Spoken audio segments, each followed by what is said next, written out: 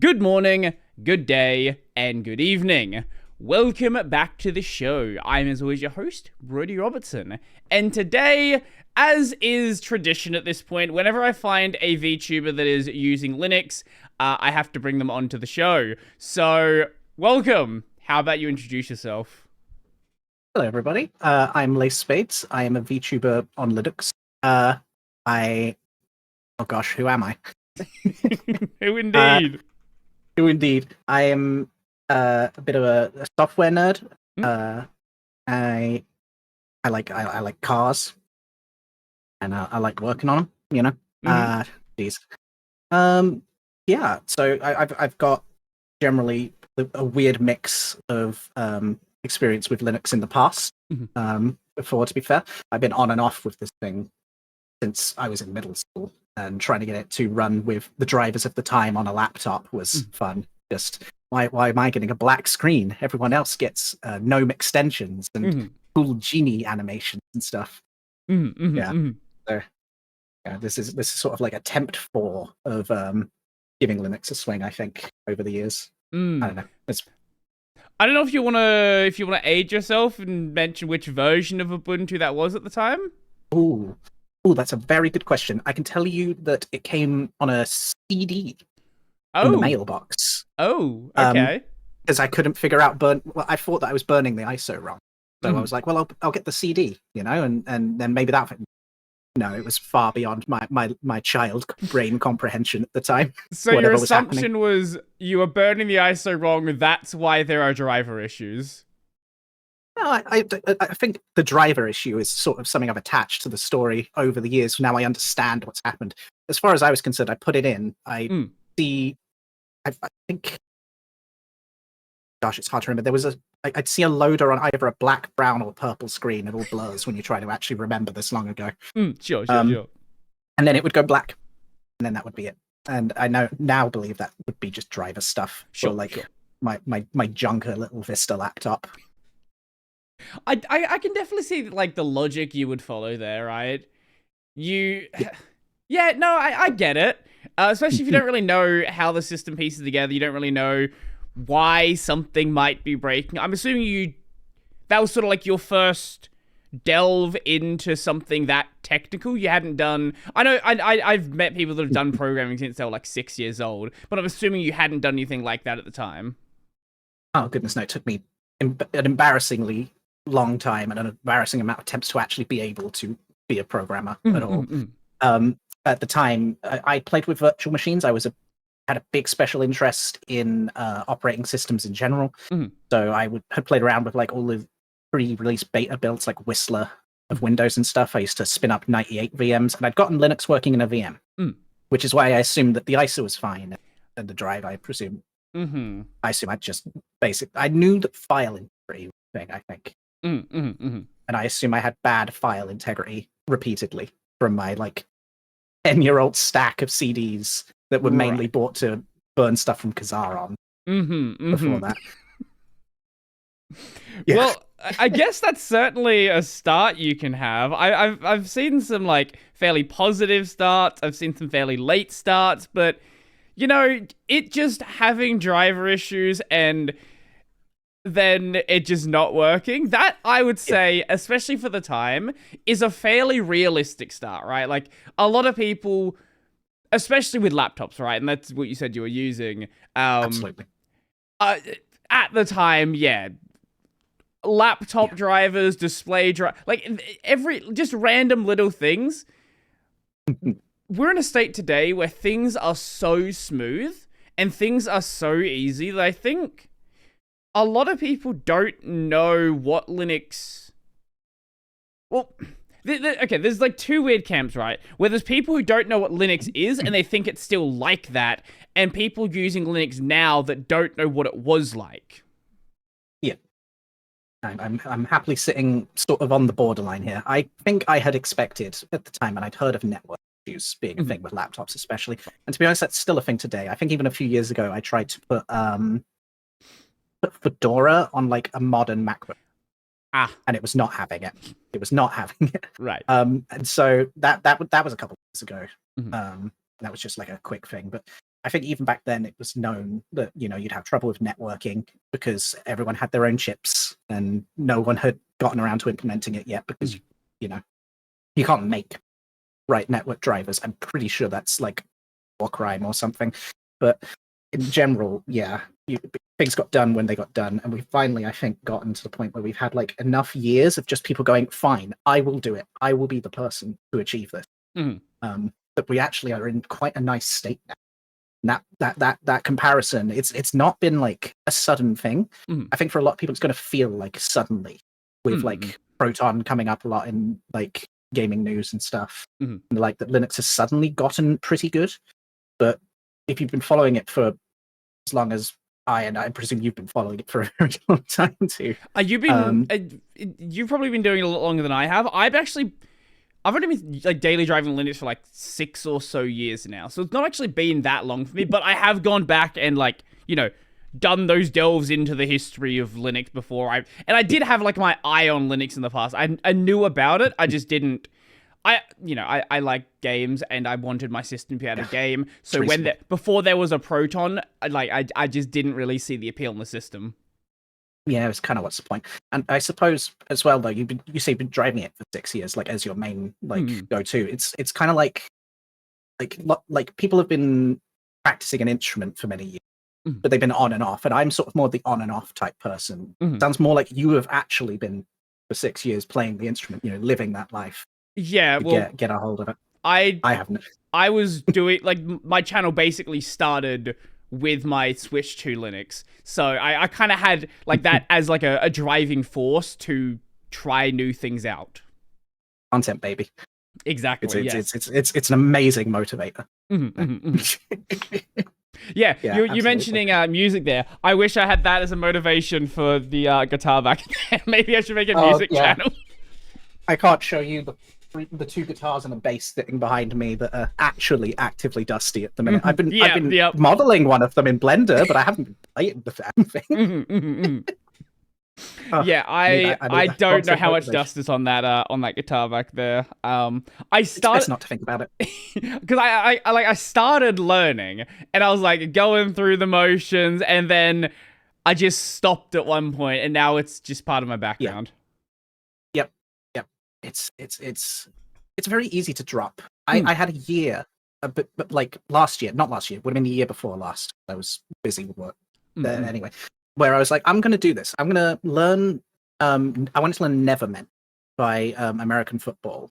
Just like it's one riff, but you have to play it pretty consistently throughout, and then there's a few variations. And I spent about a year getting to the point where I could actually like do stuff like play and sing some songs and stuff. And it was going well. And then we got to Christmas. I had to go home. And I drive a little 2-seat Miata, so car doesn't fit in the boot, and I'd have to strap it in the passenger seat, and that's where everything else I own goes when I go home for Christmas. I haven't picked it up again properly since. It's so easy to fall off the wagon. Yeah. Yeah. I don't know. There's things which are like really stuck with me. Like I did programming in high school, and then I stuck with that. I did a software engineering degree, and I still do the occasional bit here and there. I've been trying to get back into doing game development. That's kind of happening on and off, but I don't know. This is probably just an excuse, but I do fall out of things pretty quickly. I should just actually go and do so. It's not even like it's a difficult thing to go and like get back into. Like it's literally like 5 steps away. I can just go pick up the guitar right now. Yeah, like it's almost in arm's reach, but I think it's reductive to sort of feel that yes, I could just go and do it, but it feels like there's something stops. For me, it's the ADHD brain, and I have to chug a can of Monster to keep focus, not even to be awake, that sort of thing. But I think there is just sort of a mental effort. I want to. Nerdy comparison. It's kind of like ionizing radiation. You need a certain amount of energy to kick an electron out, and if you don't have it, you're just going to bounce off of it. You gotta get to that point. But it's by no means easy. You gotta make those X-rays. And I've kind of like tried to. It's been the same with a lot of other things. Like I I saw you did the whole like donut tutorial Blender thing, and you're doing the Blender guitar. I've gone through the Blender tutorial as well. I was like, oh yeah, I'm gonna learn Blender properly, and I do the donut part. I'm like, oh, this is cool. Yep, okay, I like this. And then it's like, okay, well, I think it's because I picked up the hobby without necessarily having a explicit goal in mind. Oh, right, yeah. Mm-hmm. So that's sorry. No, go ahead. It's all good. A bit of I was delay. gonna say, yeah, no, absolutely a thing. I have tried to pick up 3D before, and I had the same problem where I downloaded. I think I had a student license for like one of the Fusion ones or whatever, or Max, whatever. And I got in there, and I'm like, there's a lot of tools here. I'm sure I could learn these. What do I want to make? I just want a 3D model. I don't want to make the 3D model. Right. I want the process. Right. Yeah. So I feel that, you know, if you don't have like, it's the same with programming. If you don't have like something you want to make, you can't just noodle. Sure. Yeah. Like I usually when I do programming now, I have like some explicit thing I'm trying to solve. Like one random thing is for my videos, I did this a while ago now, but I still use it very actively. I edit my videos with Caden Live, and the project file is just XML, and I wanted some way to take the like track markers and then export those and use them as YouTube timestamps. And it's literally just a bit of JSON embedded in XML. So it was very easy to work out. It was just it's just the file's 10,000 lines long to work out under what ridiculous I think it's like 10 nodes deep to find where the file. It's consistent. It's just really annoyingly placed. But I sat down, worked out how to use the Python, XML, and JSON stuff, and it works great now. I don't know if it's portable to every single setup. It doesn't matter. For my situations, I've never had it break, which is all I want. But I think this is... I was saying before about the whole content thing. Is you know, I started the channel as I was learning Linux. I think... I even with that, I still get like really comfortable with certain things, right? I used to be someone who would jump around between different window managers, trying out a bunch of different things, and then it got to a point where it's like, okay, I could do this, but you know, I'm still getting comfortable in this one environment. I still like to have something which is like a stable base that I can rely on, not necessarily like upending everything I'm doing every couple of months. Yeah, absolutely. Especially like if like computers are a fun thing because they're kind of like a house, and like you gotta live there, and it's almost like living in a renovation project. You can do it, but sometimes you want to come home and you want to not have to shower in the garden with the hose. You actually want to shower, and it'd be nice to have a separate thing for that. Smaller scale, you know, 2 houses in this economy. Who could ever? But like, you know, the principles there, it can be quite fatiguing over time. I think that's the appeal of some things like Nix and the like as well, especially is that they just can get back to where you were, and you don't have no computer to play games on in the something. One thing that actually is gonna, I do want to talk about Nix. We'll get to that in just a moment. One thing I think will actually help with this is I have not sold my old PC parts, so after I do this next upgrade, I'm going to have all of the parts required to build a second PC without having to buy anything extra for it. I think I'll need like a case for it, but... Get the PCS, baby. Exactly. Yeah. Like my old GPU is still sitting on my... I'd meant to get rid of it, and then I was like, wait, but what if I... Maybe it makes sense to keep it. It won't be the fastest system, right? It'll be like I think it'll be like a RX 570 or something. I've been Team Green for too long to know what that means. It's like a AMD GPU from 6 years ago, something like that. So, you know, mid-tier from 6 years ago, and then AMD 3600X or something. Oh, that weirdly... Okay, why did that happen? I can still see the... Can you hear me still just fine? Yeah, I can see it. I can hear you. Yep. Okay, Hear me. it just in OBS your capture just died for a second. It was still I've got it open in a browser window. It was still fine there, but it just died in OBS. Oh yeah. Yeah, it is what it is. It is what it is. Um, Yeah. but yeah, having like a separate dedicated machine where if it breaks, it literally doesn't matter. The home That lab. that I think is going to help to just experiment with random things. You're building a home lab, essentially, really there. That's effectively, yeah. Which is very nice. Yeah, like a full size one. We've got a similar situation here. My roommate and I have enough parts to build 1.5 computers at this point. We've even got a case that's just collecting dust, and sometimes the cat sleeps in it. Theory, we'll put that together at some point. And I think it's a great use of it because there's a lot of problems with e-waste as well, especially. So you're kind of getting around that. I've been using dead GPUs as Christmas decorations for years now because you can take the little fan cable and hook it over the tree. Great fun. I did have a hard drive as a coaster at one point, so I know the feeling. Good. That's good. I've got my floppy disk as a coaster here. Not very good. If you have condensation, they fill with mold, turns out. So it doesn't have its platter anymore. But, I just colored it in with Sharpie on the inside so it looks like it has one, and we're back in business. That's what we call a temporary fix forever. Absolutely perfect.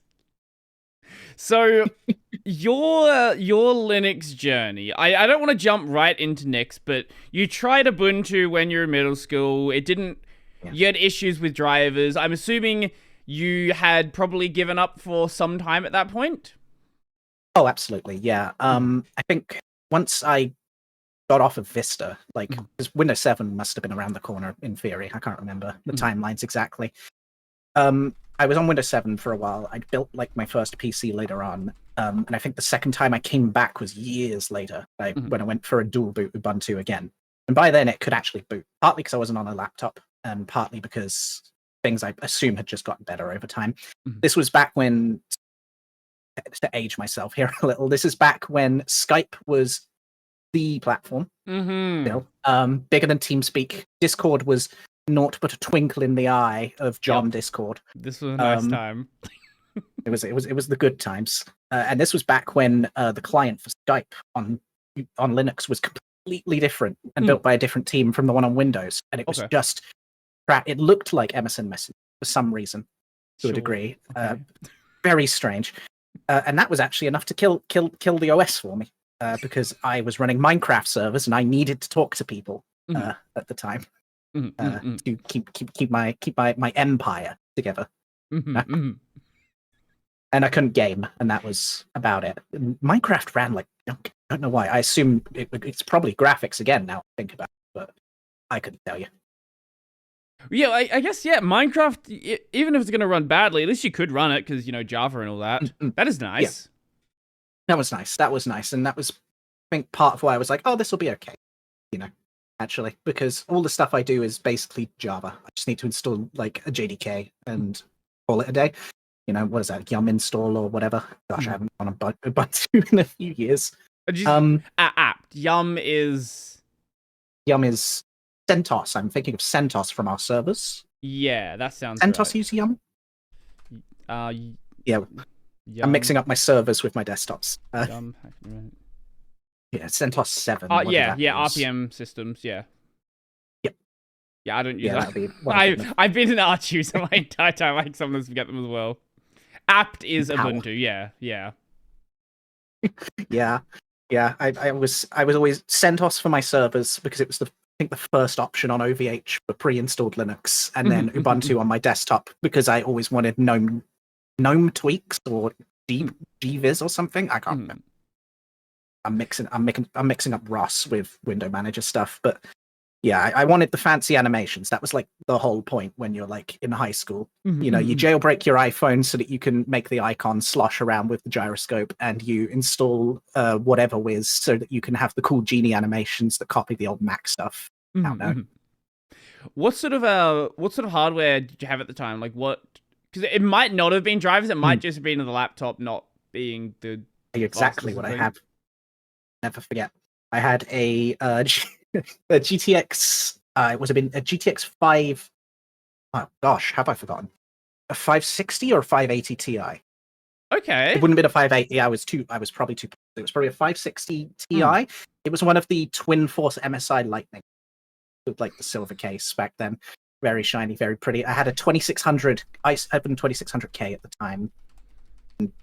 Some amount of memory that was absurd at the time because I remember I used to for my Minecraft server. I was doing a Photoshop thing and I didn't know how to use Photoshop well, so I wanted all these blocks in the background of my website. So I was just making layers, pasting blocks, and basically manually constructing like a slice through of a Minecraft world. And I was running out of memory hard.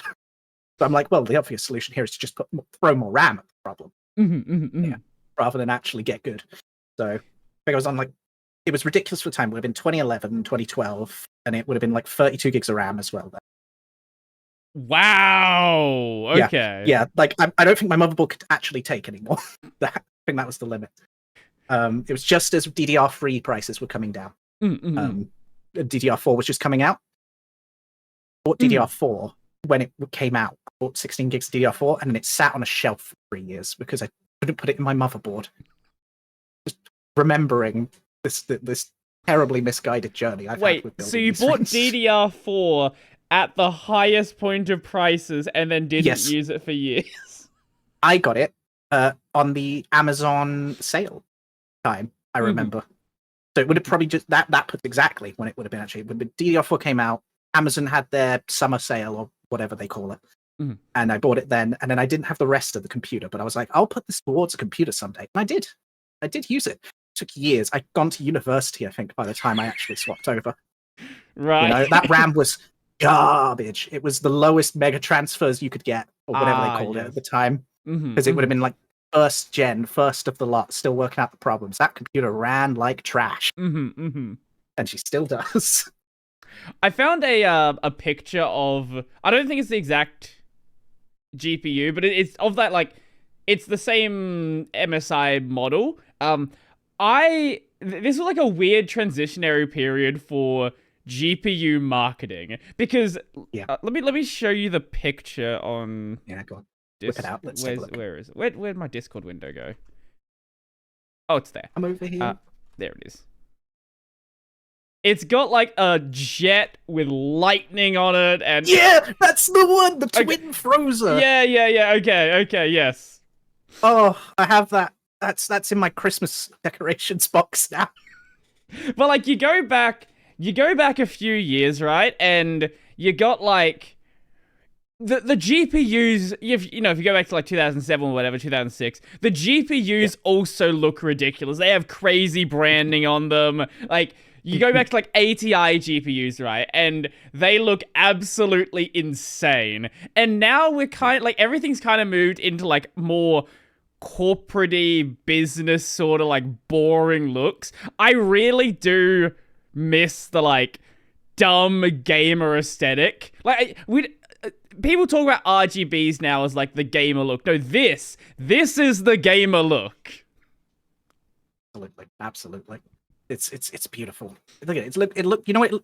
Oh, it's on the box. I was going to say it's meant to look like a fighter jet. Yeah. And there's a fighter jet. I didn't make that connection until now. So the marketing was subliminal. Yeah, this is what it looked like by the time they got to 770. It's just like, yeah, there's still a jet I remember there, this card. But like, it's now like a more normal looking jet, right? Like it's way less cool.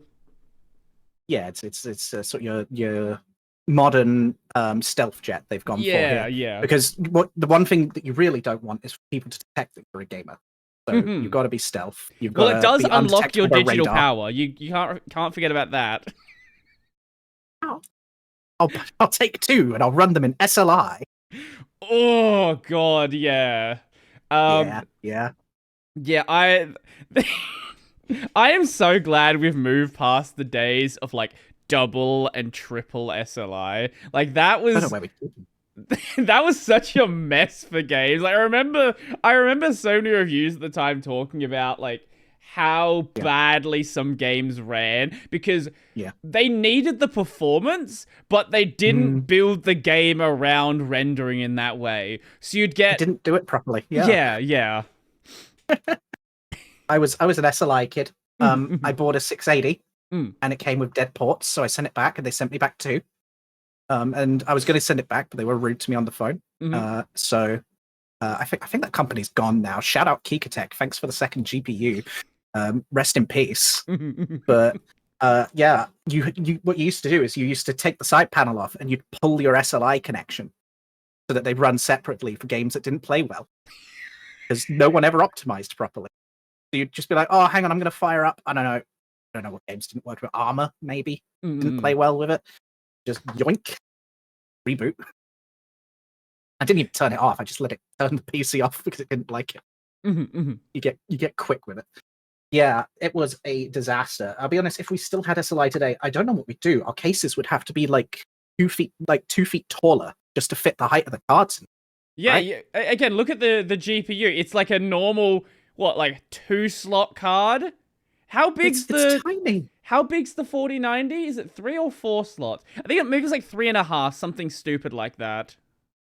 Yeah, I don't even know. I don't know what card I actually have at this point, but it's enormous compared to my last card. And it has no business being this. Each of the caps on the board must have its own postcode, is all I can say. And I feel like part of it is you've got sort of the sale of, well, it's bigger, so it's worth more. So it justifies the larger prices. And you know, we will laugh. We all know that that's, you know, a fallacy. But if you buy something and it's lightweight, you're going to think it's crap. That's why we put pieces of iron in McDonald's, so that they actually your free thing feels valuable. That's something deep in the human brain. That is. You were paying attention to tech stuff when the Titan came along, yes? When it was like I was. when it was Everyone a big, wanted a Titan. It was a big deal that there was a $1,000 consumer GPU. This was Is like, that all it was? yeah, yeah, it was the first $1,000 consumer GPU, and everybody was talking about it. It was like, this is crazy. No one's gonna pay this much for a GPU. Unobtainium. You couldn't get them. You dreamed about them. It was like supercars. You'd have posters on your like childhood bedroom wall of a Titan graphics card, and it seems silly now because you pay that much secondhand on eBay, and it might come slightly wonky in the post. You know, can't believe how far it's got. I want to believe it's just inflation, and this is just how like our parents feel when they see like a Subway sandwich for like, I don't know, $15, and they're like, that's ridiculous. It's like, no, that's how much a sandwich costs to the kids who've like grown up in it. But at the same time, man, I miss when you could get a sensible card for like $400. That felt like you were pushing the budget. Yeah, $400 back then. yeah. Everyone wanted a Titan. Everyone wanted it. Everyone wanted two Titans. People, you know, PC part picker. You'd sit down and you'd put together imaginary computers that you'd never built. I still do. And everyone now. have like 4. Now they are more imaginary. Yeah. Honestly, I've started being like really conservative in my imaginary computer. So I'm like, well, 459 is ridiculous. You know, it's not be silly. Where would I get a power? I'd have to run 2 power supplies. Silly. Power draw as well. You never used to think about the power draw. You put 750 watts in that, and people would call you a fool for buying that big of a PSU. Oh my god. Okay,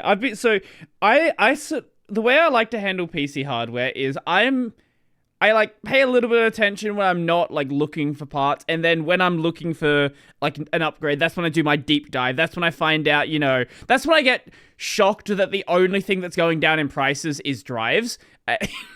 Like every time I go back and look at drive prices, like, oh, you can get a 2TB SSD for basically nothing now. Okay, sure. I remember when you couldn't get like 500 gig for less than $1,000. Oh my gosh. Yeah. Yeah, now it's just you throw SSDs at a computer now. You just throw them. I bought a drive just to move to Linux because I didn't want to deal with dual booting, and it was cheap enough to just throw 4 terabytes of M2 storage at the thing. You know. Well, let me just check right now. Unthinkable.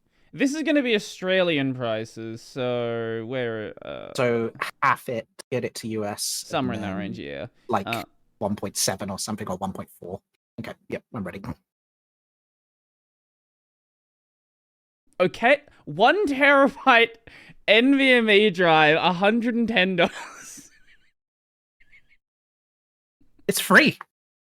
That's free. That is. Okay. 4 terabytes, $350. Positively affordable. Jeez. About the price of a Subway sandwich. You know, as much as we can talk about PC hardware going up, at least drives are going down. If nothing else, at least drives are going down. Yeah, so like, you know, we can have a lot more of the older games on our system at any given time. What you do, I think the trick here, right, is in its investment. You buy the drives in, you get the storage, you download on an expensive connection all of the games that your computer is capable of running. Right. And then you downgrade to a much cheaper network connection or just get rid of it. And in a few months, it'll have paid for itself. You know? Think of the saving.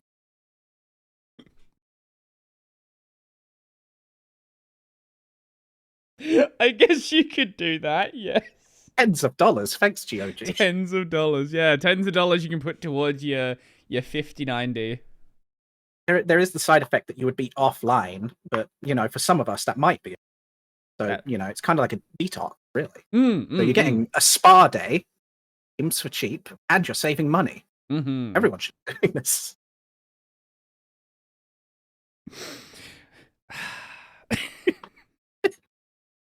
Okay, let it all out. I know it's brilliant. Yeah, sure. I remember when my sister bought a 970 for her system, and that was like completely affordable at the time. I want to be depressed. What is the price? Yeah, go on then. Let's have a little sadness here. Nvidia 970 MSRP. That MSRP'd at. Okay, that's the UK price. £270.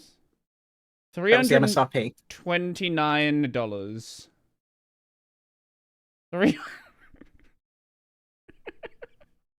The 980 was £450. Yeah, no, that does sound right. That sounds like how much an 80 series card should cost. In that little bit of my brain, it's logged. That's how much cards cost at that level. That sounds about right. What has happened? Yeah, 1400 USD. For the same class nowadays. No, I can't handle it. I can't handle it. The MSRP is technically $1,000, but Nvidia's MSRPs have always been like a meme anyway, because this is the problem with Nvidia. Their MSRPs never factored in the add-in board partners actually making money. So no one ever sold an MSRP. Yeah, everyone's got to do a little bit of like a tiny, like 10 megahertz overclock, and everyone goes, "Wow, that's significantly better than the other cards. I'll pay £100 more for that." But you know what? I'll fall for it every time. I just honestly nowadays I kind of just pick the cheapest one from a brand that I recognize. And that's is usually fine. Same with RAM. Like I look at RAM and there's so like, what is the difference between the 6000 megahertz DDR5 from this company and the other company? And I don't... one of them's silver. That's true.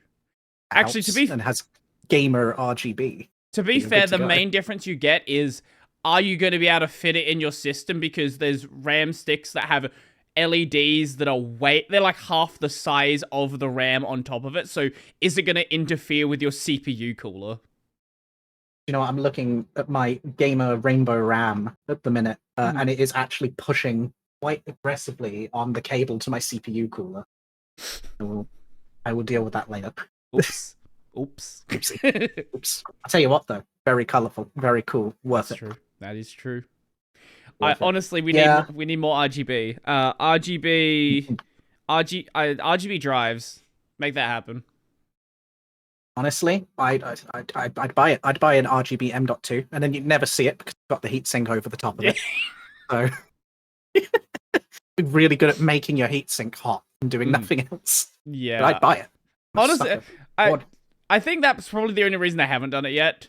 Because this, especially now, a lot of motherboards are coming with like a heat sink to put over the drives. So it's like, okay, you cover the RGB. So like, what's the reason for the RGB?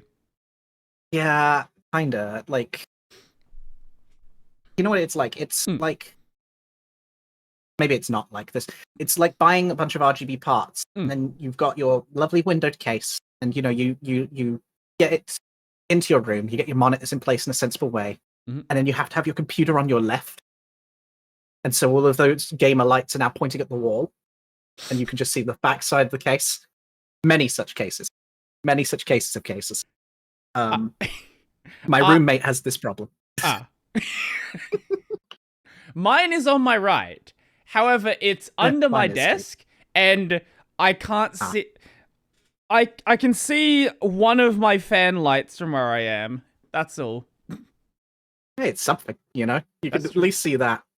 I have intentionally given up a huge amount of my desk space just so that I can, like, you know, touch my PC case and be like, yeah, it's here, and I can see the lights. I don't know if it's worth it. But having a carpet is a curse for a floor PC. And having cats is a curse. The amount of cat hair that you have to clean out is look, I'm not gross. Okay, I do clean my house like at least like once a month, and you know it gets everywhere. You know, I get in the car and cat's not been in the car and there's cat hair in the car. Right.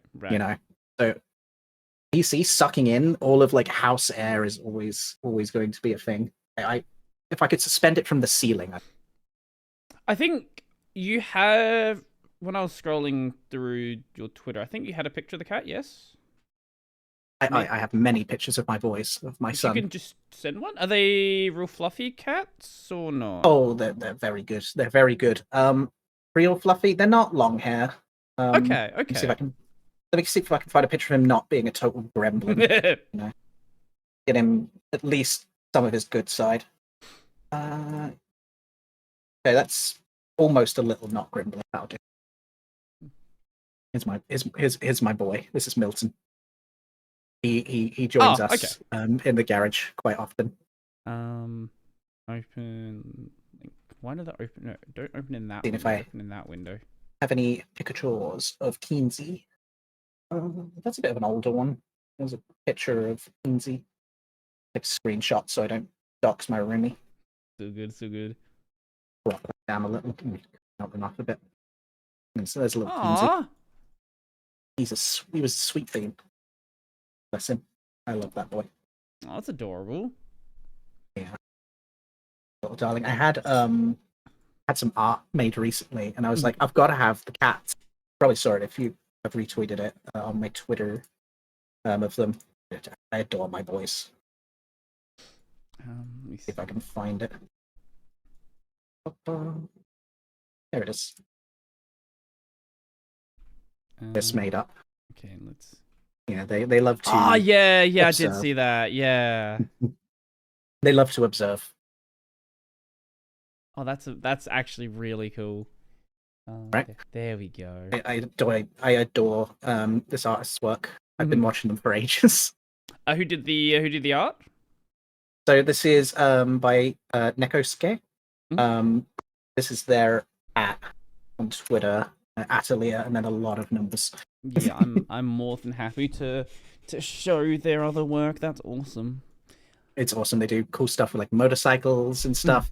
The motorcycle stuff's so cool that it makes me want to get a motorcycle, sort of thing, you know. Another project, you know, to top off the two that are not running at the minute. Okay, I got the Miata working after all those streams in the end, and I had it working long enough to get through yearly inspection, and I've put it back up because I'm ripping the gearbox. I would have streamed that, but my face is basically just like inches off of like the sheet metal, so you just hear a lot of grunting and struggling and swearing. Just get a black screen, so it just wasn't worth it for this one. But yeah. Yeah, when I went over to When I first heard about you from Kylo, I went over to the Twitch. And I think the latest stream at the time might have been one of the car streams. Like, oh, so we have a VTuber that uses Linux, does car streams, and is also a dev. Like, this is a combination I don't see too often, but it's not a bad combination. It's a peak trifecta of nerding out with stuff here, really. I don't know. I got really into cars because we had lockdown, really. And I owned a car. I'd been driving for years, but I was, I think it's pretty normal, to be fair, to not quite know how they work at all. Yes. I had that dev element in me kick in one day that was just like, you don't know how something that you use every day works. You should deep dive how an engine works because you should know this. You should know everything about this and everything. And so the fixation set in, and I watched an ungodly amount of Donut Media and Engineering Explained and all those guys until I felt like I knew how a car worked. Then I, briced out my Vauxhall Corsa, my Opel Corsa. It had these tiny indicators, and I'd seen really nice cars that were actually with those indicators where the light goes it goes lots of dots that go along in a line. I'm like, yeah, I'll have that. But the problem is the indicator's the size of a thumb, so they don't really go very. What year of Corsa was it? I just want to. 2016. 2016. It was okay. a teal one because it's my favorite color, and I'd had my first car had been one where it's like I'll settle for it. It was pretty. It was a pretty little car. That's not a horrible color. Yeah, it's like not it. the green one. I had many an argument about whether it was green or not. Yeah, I can see why. To me, it looks more blue to me. Like it looks more blue to me. I can see how you could get to green, especially depending on the lighting. Especially if you read the paint code, which says it's green in the door jam for some reason, and I disagree with it. I disagree with it entirely. I don't know who they got working at Corsa, but they're colorblind. They make gorgeous colors. It's a shame they can't experience them, is what I always say. But yeah, so I was ricing that out, and I would go out at night with my roommate at the time, and we'd try and do like wheel spins and stuff, just typical like 20-something activities. We couldn't get it to do a wheel spin because it's a little 1.2 engine, so we'd put it in reverse. I'd have him pull the handbrake as I was trying to do it in reverse. We'd try and like do anything to get it to do spins on like dry summer tarmac. And it would go, eep! That was it. That's all we ever got out of it. And then it would stall, and we'd have to start it back up again. Embarrassing, but good fun. I've never really so I can appreciate cars, but I've never really like gotten super into learning how they work. But your argument there is compelling. I can definitely see where you're coming from there. Right nowadays I'm driving a 2013 Subaru Impreza, a hatchback nice. Impreza. It's a perfectly fine car. But like I can see. Go on. Don't you want to learn the joys of putting extra boost in a stock engine? You are making a solid argument here. It makes cool noises, if you take the blow-off valve off, it goes. You'll be in a drive-through, you'll move forward 3 feet and it'll go. It's compelling, no? Yeah, it kind of is. Yeah. I don't know. It's financially ruinous, but what isn't? Have you seen the prices of GPUs? I'll tell you what. You pay less for a big turbo, if you get the right turbo, and if you get the cheap Chinese turbo, where it's like $200 on eBay, even if it blows up, you could blow it up 4 times before you've spent the cost of a full-size turbo. That's true. Brilliant. And that's brilliant value for money. What, like 8 times until you can afford a modern top-tier GPU? I just don't think I'm capable of saving for that long for the GPU. The turbo is achievable. So how long have you had the Miata for then? So I've had that since the summer of 2020. literally, I got into cars like in like the March, and I was like watching Money Pit at the time, Donut Money Pit. He had a little black 1.8 MX-5 Miata, as they call them over there and everywhere else except here. I don't know why they didn't call them Miata here. I think there was a conflict or something. Anyway, I watched that and I'm like, oh, that looks sick, and it has pop-ups. And you know what? I was so into it, I didn't even know it was convertible when I was looking to buy them. It's like one of the key characteristics, but I was just so taken by the fact that it can wink at you. That I was like, I have to have this vehicle immediately and replace my reliable 2016 car right now. So I got it then. I was working a warehouse job, and I would, every time I got a paycheck, be like, all right, cool, paycheck, $600 on something. Just throw it into the car. I want wheels, I want tires, I want a cool radio, I want a steering wheel. There's ding when you put it on, and you can take it with you into the shops. I want it to really sort of copy paste a bit of that. It's not a very original build, but it is mine. One thing I find very incredible, like, I do appreciate the Miata, and one thing I find very, very, very offensive is when people decide to remove the pop-ups. Vile. It is actually a war crime. The Geneva Convention has ruled against this. You know, you should report people who do it. Yeah. No, I get it. Aerodynamics, but here's the thing, right? Is you can just put the lights down, and you get the same effect. Exactly. You know, whenever I need to like overtake, I don't know, like a Volkswagen Charan or some mum's minivan. You know, I need the extra aerodynamics. I turn the cooling off, and I put the headlights down, and you know that's like 5 horsepower right there. Oh, exactly. And I didn't have to delete the headlight. You know. You know what? Maybe I haven't seen someone do this, but actually, it might actually be a kind of funny idea. Put a light bar in like in the Miata mouth. Yeah. There's a lot of room in there. Yeah. There you go. You can have your aerodynamics and drive at night. There you go. Brilliant, actually. I've seen people put fog lights in, but that would be cool because it kind of look like it would look like one of the FNAF people, wouldn't it? With all the lights in the mouth and stuff. I've seen people put vampire fangs on them, which is very cute. Oh yeah. In the mouth. Okay. Yeah, you know, just bolt that on. I've been tempted by that a few times, but I'd have to give up the ability to be towed out of a ditch if I want to do that, because that's where my tow strap is at the minute. Right. God, it's just to have the little tooth for it to have. I've seen someone give it the 2 front teeth from the nerd emoji as well. That's good. Someone puts like a little finger on it. That's brilliant. I do have like a lot of family members who have like project cars. I've got like, you know, some family mechanics, things like that.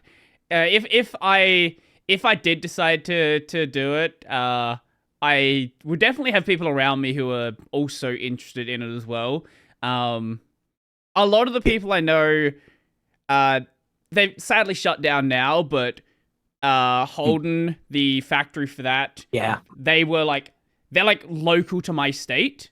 The factory is like where it was like a 20-30 minute drive. So it's like super local, and that's like a big, even now, the cars are getting, you know, if you have a really good quality one, like the prices are going crazy now because they're like classic rare cars. Drea made as well. Yeah. Well, towards the end, there were definitely some rebadges. Like my first car was a Holden Marina. That was a rebadged. I want to say it's a rebadged Opel, actually. Something like that. Opel. It's an Opel because there's the Opel Marina. They might have literally named it the same. I think. I don't know. I'm not as good on my Euro cars. Yeah. But then also GM purchased, like, they owned the Holden brand towards the end as well. So the later cars, you can still get parts for them, but like they're not Holden branded. They're like, the cars have been sold in America under GM for a while anyway. It's just if you get something that's like officially badged as a Holden now, it's like, you know, going way up in price. Yeah, you got to get one of those rolling shells. Is the Mhm. thing. That's It sounds like it's at that stage. Like Mhm. one of my dream cars for comparison is the Nissan 180SX. Very Mhm. very much so looks like a toy car. You'll see them around. You guys, Australia, you guys get all the cool Japanese cars there Mhm. because they Mhm. just have to basically huck it down the bottom of the planet. It's Mhm. there. Mhm. I think gravity does most of the work. So those are gorgeous. But where I am, I looked around and an actual rat of a rolling shell. So no engine, no gearbox, just frame, some axles, some wheels, and suspension, if you're lucky. Mhm. Was about £10,000. I don't know what that is in Australian, maybe 20,000 Australian. Mhm. If I Mhm. was just Mhm. like rule of thumb it. Um, Ridiculous. But if you can get into the stage where the rolling shells aren't expensive yet, Mhm. get yourself an engine from Falcon, chuck that in there. You're onto a good one. Mhm. I do feel bad for people that like want to, it's like the whole, PC gaming thing, right? Like everything's gone up in price. I watched during COVID a lot of donut stuff, and then as car prices were going up, and that you see the videos where they're like trying to guess secondhand car prices, and it's not even like of Yeah, crazy cars, it's of cars that like a few years earlier were really cheap, and it's like yeah, 3-4 times the price they would have expected. yeah, yeah. America's used car market is crazy, and Mm-hmm. it's a bit of its own ecosystem, especially because, like, yeah, that happened everywhere. Mm-hmm. Nowhere has it been as severe or as long lasting, it seems, as America. Mm-hmm. I wonder if that's partly just because you have to have a car there, so Mm-hmm. you're competing with people who need a car. Mm-hmm. Like, you're not just competing with nerds who like want to K swap a minivan and keep it low profile, make 280 horsepower. Pop some sick skids and wheelies. Mm-hmm. You're not fighting with just them. You're fighting with John Jonathan, who actually needs to get their kid to school and Mm-hmm. has a real job, Right, like a big right. adult job. Yeah, because Mm. otherwise you could just take a train. How is public transport in Australia? Um, my state is okay. So it kind of depends on the state. My state Right. is mostly good if you want to stay within like the suburbs and the city. Um, we've trains to get directly into the city and then out into various areas. We have a pretty active bus service. It's sometimes not on time, but it exists. It's active. It's not expensive. It's, I think, adult price. I don't know what it is right now because there's like a Mm. card you can just like tap. Um, Oh, yeah, yeah. I think it's like $3.50 or something. And if you've paid within All the right. past, I think if you've paid within the past hour or so, if you get on the train and then get onto a bus, you don't then have to pay for the bus. 'Cause you still have to like tap it, Carries over. but yeah, Yeah. like it's like it sort of pays for a certain duration, and if it's still within that duration, then it like Mm. carries over, which is nice. Yeah, that makes a lot of sense, actually, as opposed to distance, because you're going to run your public transport the distance regardless. So really, it's Mm, just how much time have you spent with people's bums in your seats mm, mm, when you're doing that. That makes a lot of sense. 50 is good for an hour. What if mm, there's a mm. delay? Sorry, engineer brain. How do they handle delays? I don't I Do you don't get think an it's an hour, extension? but like I don't it I definitely I'm sure this is documented somewhere, but like there's some Oh, probably. X period of time where it will just keep it going. There's Yeah, it's just that bit of me that wants to go. Okay, but what about these exact conditions? Have they Mhm, thought of mhm, this? Am I the first person to think of this? Surely, mhm. no, probably One not. thing that we don't really have that it isn't really great in my state is tram lines. We used to have a lot Mm, more, and yeah. various governments over the years have decided to get rid of them and then rebuild them and get rid of them, and it's a Mm, big mess. mm, Um, yep. Over in Melbourne, their transport system is considerably better. They actually have a bus that goes from the airport into the city. We don't have that here, which is annoying. Because if you want to Mm, go to the airport, you've got to either drive there and then deal with airport parking and pay for that, or yep. Uber there, which if you want to pay a Yeah. lot of money It's to always a Uber, It or was a big ask to ask a friend to. yeah, It's like, can you drive me to the airport? It's like you might as well have shot me. You yeah. might as well have shot me. Well, Is That's yes, but also like no one lives here. How many people are in my state? Give me 1 second. A South Australia population. So like when people talk about traffic, yeah, 1.82 million in my state. Okay. So when people talk about traffic, it's like yes, but it's like even like peak hour traffic is not that crazy. You get delayed like 20 minutes maybe. That's pretty good. Peak hour traffic here is. I'm gonna talk about traffic. Exciting, sorry.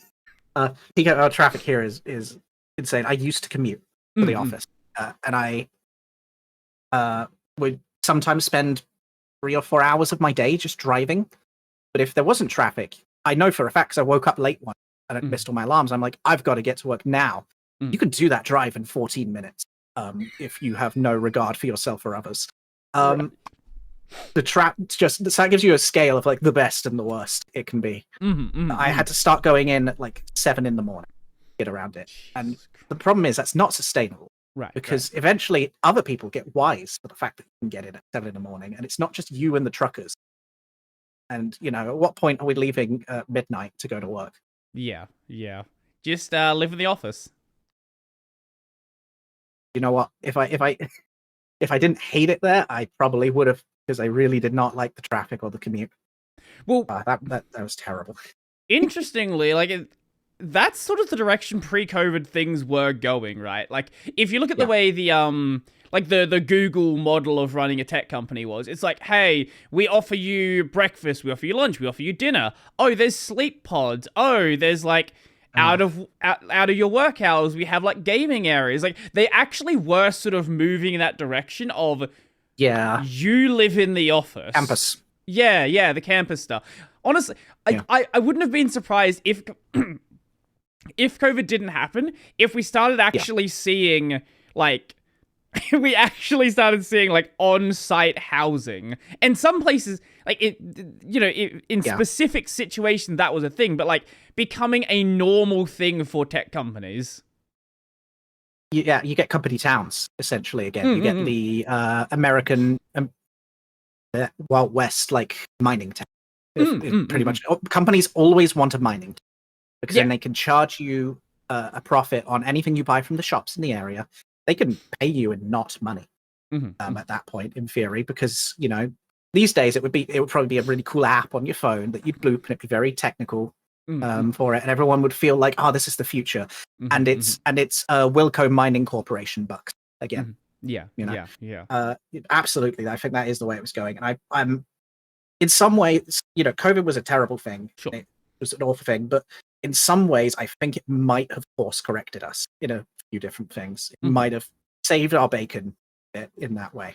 I don't know how I would cope with going to the office day to day. I've not worked an in-office job since that one I mentioned, and I would not take a job. I would be unemployed for up to. I've got to be reasonable. I'd be unemployed probably a year and a half before I would finally capitulate. And I'm so glad that there is so much remote work, and we kind of all built all the tools that we needed to be able to do remote working. It's been great for people who are disabled and have trouble getting to the office. It's been great in a way for hiring. I have to deal with a lot of the hiring stuff at my job, and it's great for that because it's like you're not limited to what talent can we get within 30 miles of the office building. So you really can pick and choose like quality candidate and the like, and they can pick and choose quality companies. It feels like a much fairer, freer marketplace. And then comes along AI, and then jobs have 5,000 resumes. And then the great system entirely falls apart because if you want your remote work, hey, why not send your resume that you've AI generated to literally everyone? Okay, so I have opinions here. As someone who deals and is actively dealing with this right now, we're in a hiring. Guys, this is for the audience now. We can tell they have a smell. We know that you generated it. Nobody writes with bold bullet points. all the time. Also, you've checked that you actually have exported the PDF in your own name. That's a fun one. But no, AI, it generates the same resume over and over again, essentially. You'd have to spend so much time tuning it to get something different. What's really fun, actually, in interviewing is people using those ones where they listen to the call in through a virtual microphone and give you answers that you subtly, air quotes, read off of. I can see you staring at the bottom of the screen like, actually, yes, I am interested in software solutions. We can tell. I saw this thing where you can like mount your phone to the screen and put it like just off to the side of your camera. Yeah, and you'd think they'd put it just off to the side of the camera, but they're looking at their knees. Yeah, well, okay. And I can some see of the you people reading. doing this aren't the brightest. Generally, it's self-select feel as well, because those who feel above it tend not to use it as much, or would be able to just give it a glance. And then I suppose not be able to tell, but you're already good enough. You don't need it, is what I'd say. But if you really do need it, there's a good chance you won't be good at cheating. Right. Is kind of the problem, I think. Also, eyes move when you're reading. And that's a fun one that you can't stop doing. There's tricks to it. I'm not too worried about AI with this sort of thing, basically. We work with it. We build AI tools. They're not that. Well, even if you're not concerned with it, it still creates a lot of noise to go through, right? Like it's a even if it's definitely a time suck. Yeah, you can spot them, but it's like, okay, but how long does it take to sift through that many extra resumes, right? Yeah, it's definitely that's fair. It has raised the investment time in it, and I think it's made employers a bit more like, already people culled the resume pile aggressively and maybe even a bit nonsensically at times, because when you're sat down with 1,500 resumes, you need to start your hiring round that the following Monday, you're gonna start having creative shortcuts. Yeah. People are people. And I think it's not helping anyone in that regard, certainly, because you start to look at it and you go, just by vibe, that's AI. And maybe you get it wrong sometimes, you know? I think that people are quite good at spotting these things, but maybe you get it wrong sometimes, and it's going to definitely lose you some people that might have been okay candidates in general. It's adopted the writing style of the internet, as I call it, as well. Sort of the way that a lot of people type. It's a bit. How do I put this? How do I put this politely? It reads like a Redditor. It's. I'll admit, I can't always tell if someone's a Redditor or a ChatGPT rapper at times. Right. In some cases. I'm sorry, Redditors. Please don't attack me. Oh, that'd be so terrible. No, it reads like the internet a lot, which is fascinating to see, because I am a child of the web, the World Wide Web. I got a wireless router when they were hot tech, and I've been reading stuff online more than I've probably spoken words to real human people. Looks like them. It looks like them. It doesn't look like people. It doesn't talk like people in the real world. Like the internet, which is fascinating to see how it's like flavored its speech, no matter how much corporate stuff they put on top of it.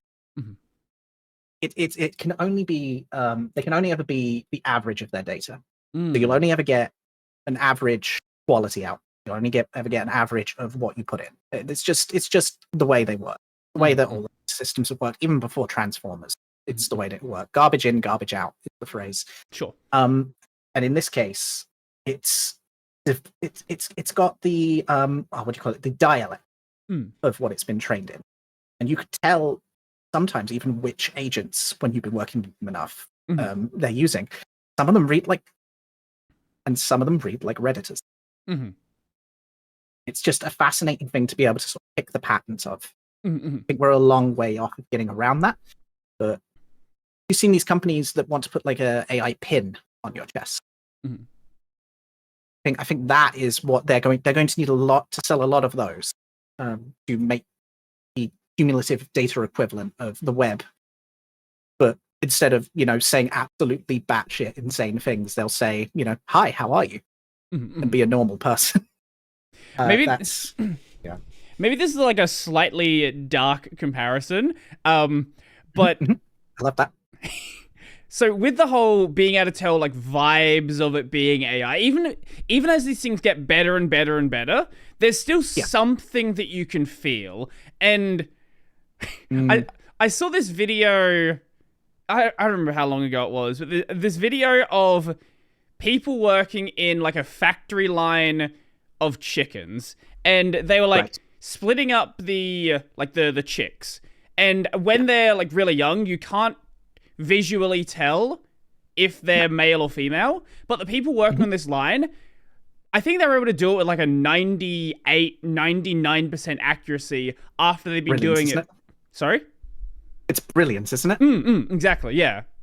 I think the male ones they just killed. But oh well, that's terrible. But yeah, I think one line, the one line went to the grinder. The other one, they that bit's not brilliant. But for clarification, I don't think it's brilliant to grind male baby chickens into meat. I just think it's cool that. But like, I think it's cool that humans are neural net. Yeah, but like my point is that even if most people can't tell, after you've been working with some sort of information set, some sort of environment for long enough, there's you get like an innate sense of what is going on there. Yeah, absolutely. Like, people are neural nets. We based the entire technology stack of these things off of people, essentially, or we try to approximate what we're doing, and it kind of works. Is the thing. Like, you get image classifiers all the way back to like 2014. You could show, you could probably have trained a recurrent neural network to actually know what a chick is just from a couple of pictures of it and maybe some input data. That was completely possible. Classifiers for that sort of thing, because that's just a binary classifier. The most dead simple output that you could possibly want to have. You don't need transformers. You don't need any of that. But people can do that for everything. And that is, I suppose, really the goal that we're trying to get to here. What we've done is we've kind of classified for passing the Turing test for most people at this point. The thing about the Turing test is it itself is a dynamic test that is based on like the neural net that is a person and what they can understand. I'd say that for myself, because I work with these tools and I build with these tools and I have to butt up against them daily, all day, I have built probably a different type of network for spotting them in the old meat brain here. And I think anyone could do that. And I think that's always going to be the trick, is a bit of cat and mouse between what can we do to spot something and, who can spot it. That would be a skill in of itself, is who's kind of like the best at doing these. And how many people can these things get past to convince? And is convincing people really the end goal at that point? I think what people forget is, yes, there's a lot of this talk of creating sort of that replacement of human work, but there are these areas like with the image classification, you take that far enough, and now what we're seeing cancer detection at considerably earlier stages than any person is able to do. It's able to identify patterns that people are not able to see at that point. And that, like, areas like that is something where I wish it got more attention. I wish the thing that we weren't seeing everywhere was, the image generation, the video generation, where it's, it's cool. It's like, it's sure, yeah, it's exciting. But like, the thing that's actually going to change people's lives is, hey, we know you have cancer 2 years before we knew before. Yeah. It's really, and it's the original use of it, but it never got really the funding. Part of, so story that I've heard in a couple of AI, like old AI, I'm aged, and I was out there before Transformers were even a twinkle in John Google's eye. The story that we used to get that was the problem with them before was that basically a military had trained a neural network to be able to spot enemy tank in photographs. Right. And the way they trained it is they had some of these tanks that they'd captured, and they went out and they took pictures of them. Took pictures of them in the day, right? And it got really good at telling you, yeah, this is an enemy tank from a distance. Problem was that we still have this issue, is it's very hard to introspect what the networks are doing. So what it was actually doing, and they ripped it apart and they spent months trying to figure out how it worked, because they need to know that it worked really for a military application, and it wasn't working in the field. The problem is they'd take all the pictures of these during the workday when the sun is up. And what the network had gotten good at spotting is this a picture of a tank while the sun is up in the sky, or is it not? And as soon as it was nighttime and it couldn't see the sun anymore, it's like, well, this doesn't fit my training whatsoever. Right, so they overtuned it to that specific environment. They overfitted it. Is the term word. we have over? Sorry, no. I'm just pedantic. That was so good. The overfitting problem was the thing, and it was very hard to validate that. And that was when networks were still small enough that you could rip them apart and actually understand them by running the maths and throwing things at it and seeing what it's looking for. If you remember those Google DeepMind things from like 2018, where it was like these crazy trippy pictures where they basically ripped the convolution out during the middle of the neural networks processing. You get like pictures of like dogs and it would look like an acid trip. That was already too far along to the point where it's hard to understand what the network is doing. And you're like, yeah, look, dogs, and it's trying to fit dog shapes on. We can kind of guess, but guessing isn't knowing. And networks do a lot of strange things. Like they will have neurons that are dependent on the output of other neurons in certain conditions, and you can have neurons with multiple matching clauses. So a neuron could actually be doing a couple of things. So if you try to optimize, because optimization is also another thing, every neuron you have has to be computed in a GPU. You want as few of them as possible, and you want to quantize your data. You try and rip out a neuron that does something silly, like draw a straight line when you're looking for curved line, say, rough example. And you'd actually find that you just completely break the model. But it's using that plus some noise around the edges to start to identify fringe edges of circles, like curved lines. And it becomes an incredibly difficult problem to break down, because they work because they work, pretty much, is the long and short of it. Like if you've ever written something that works and then you come back to it a week later and you're like, I have no idea how this works. It's the same thing times however many billions of neurons and parameters you have. It's a hopeless problem. The last time that I was really deep into the actual like network development side of this sort of thing, the concentration was on, because we wanted these like cancer finding networks, bring it around, but we have to know they work. We have to know that we're not misdiagnosing people, because if we misdiagnose someone and we think it's terminal, they may do things like sensible things like sell their house and go on holiday with the money. And that's a big problem. You can't misdiagnose this. So proving that they work was a big deal. And the concentration was on building networks that understand networks. So we didn't want to have people sit down for 1,000 people years to validate that one network doesn't actually work.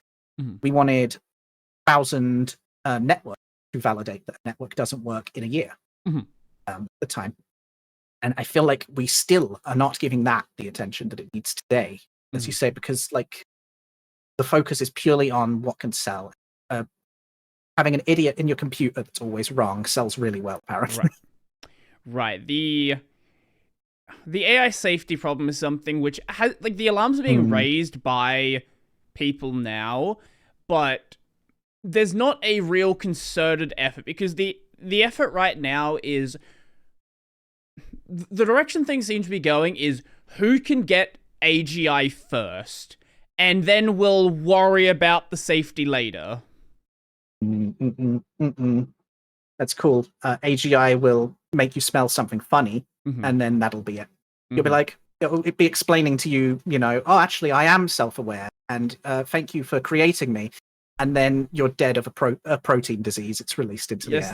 This is how we get extreme idea. This is how we get the Paperclip optimizer. Oh, I love that game. I've played too many rounds of that. It's made by the guy who made Cookie Clicker, isn't it? I didn't know there was a game. There's a game. There's a web game. There's I'm sorry for your evening. Sorry, no, I was talking about the thought experiment. I didn't know someone had made a game of the thought experiment. Someone made a game of the thought experiment. Yeah. Sorry, okay. I should probably explain it for anyone who has no idea what I'm talking about. Good point. Yes. Okay. So the paperclip maximizer is basically you create an AGI with the goal of generating paperclips. That is the goal it is working towards. That is what it is rewarded for doing. Now, if you like a person approaching this would think, okay, well, how would we optimize getting resources to the line? How would we, get those resources? Where would we get those from? How would we best construct the line to get the most production done? But if you have a AGI which has no limitations on what it can do, well, the most effective way to create paperclips would be to convert all atoms around it into paperclips. That's it. That's like a short version of it. If this is a very long explanation for anyone who feels like reading about it, if they want to go on some random long deep dive. The alignment problem, essentially. If you're looking for keywords on what to looking for, is AI alignment. Because when you are designing a paperclip making machine, it is not on the cards for you as a human to ask, but what if people were paperclips? But if something doesn't care that people are paper, well, nothing's off the table. Another way people tend to look at this is if you have a AGI and you give it the sole purpose of stopping war, well, the easiest way to stop war is for everyone to be dead. Yep. I don't know if this is a true story, but it's one that I've heard and is very funny anyway. And it's the military again trying to test AI in drone strikes. And they didn't want it to attack civilians, so they would send calls back. It's usually a good thing, Anyway, so they would send a signal, hey, stop bombing civilians in this simulation, right? And they had it all pretty well modeled out the way that they would do it and stuff, so that they could play proper war games with it. And they would keep getting negative points when they got signals over to say, hey, you just blew up a school. Don't do that. Thank you. So they would send it a signal and say no. So what it did was attacked the communication infrastructure that allowed them to tell them to stop doing it, so that they could keep hitting schools and racking up what is its core value function, as we call it, of getting sweet KD out of it. I don't know if it's a true story, but it's most, if it's not, it's a fable. It's got a message, and that's probably good enough. Slight divergence, but on the topic of war and AI, I know this is a fairly recent thing where within simulators, AI controlled jets are starting to outperform people, which is very scary. Huge. It's still in simulators, right? Huge. So it's not like they haven't tested it in the real world yet, at least maybe Black Ops stuff that we're unaware of. But within simulators publicly known, it is beginning to do that. Where that goes, we've seen movies about that. We have. There's a few of them, certainly. Yeah. I would be very impressed if they could carry that. To, I suppose, assure the worried mind for a moment. I would be very surprised find that even a modern top of the line, what does the military AI agent could outperform a human agent in a real life jet. Because the kind of reaction and timed prediction stuff that humans are capable of is absolutely bonkers. It is beyond our computing capabilities. For example, you've probably played table tennis, a little bit of ping pong before. Yeah, sure. In the time that it takes for the impulse from your eye to go to your brain to tell you where the ball is from a set of photons hitting it, the ball is gone. And yet you can see the ball. There's no way you actually saw the ball. What your brain has done has taken the arc and experience of you playing ping pong, and it is simulated, and it has shown you in your mind's eye a visual arc of it so that you can send the impulses to hit it. And that's not even getting to the fact that you have to then send the impulses up your arm, or you actually need to swing it, which takes even longer. It's a long way to go, swing a ball. swing a bat, to throw a ball, any of this. We can't compute for that yet. The amount of visual foresight that you need and planning, generally, we can't fit that in a jet. It would be a very heavy jet to carry an OVH data center on the back of it. That's sort of the reassurance to have it here. I'm not surprised it can do it in simulator though, because they have a lot of cheatsy doodle access to information. Sure. Even when we try to restrict it and give it the visual input only, it's very clean, and you don't get smudges on the lens. And stuff. Right? Yeah. And people aren't fighting for their lives for their lives. The other agent is not fighting for their life in a simulator. Do not perform the same. I think I read something that people generally actually perform worse in flight simulators than they do in real life, because there's an element in the simulator, even if you're taking it very seriously, of, well, I can't do this so badly that I'm going to die. Right. I guess we just need that kick to know to be able to do stuff really well. The threat of death is a great motivator, I suppose, what I'm getting at here. Yeah. I have absolutely no idea how we've got here.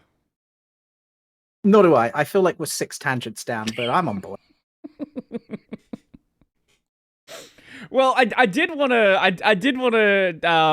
I talked to you a bit about VTubing on Linux. So I've discussed this with people before, but how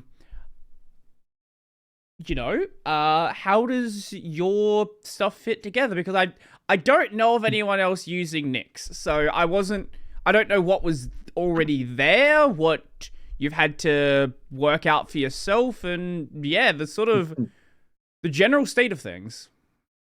So, general state of things as of like the last month, whenever I picked this up. So this is really quite fresh at the minute. So I installed Steam on. I picked why I picked Nix first, actually. So this is my stream machine, but this is also my work machine. This is my livelihood.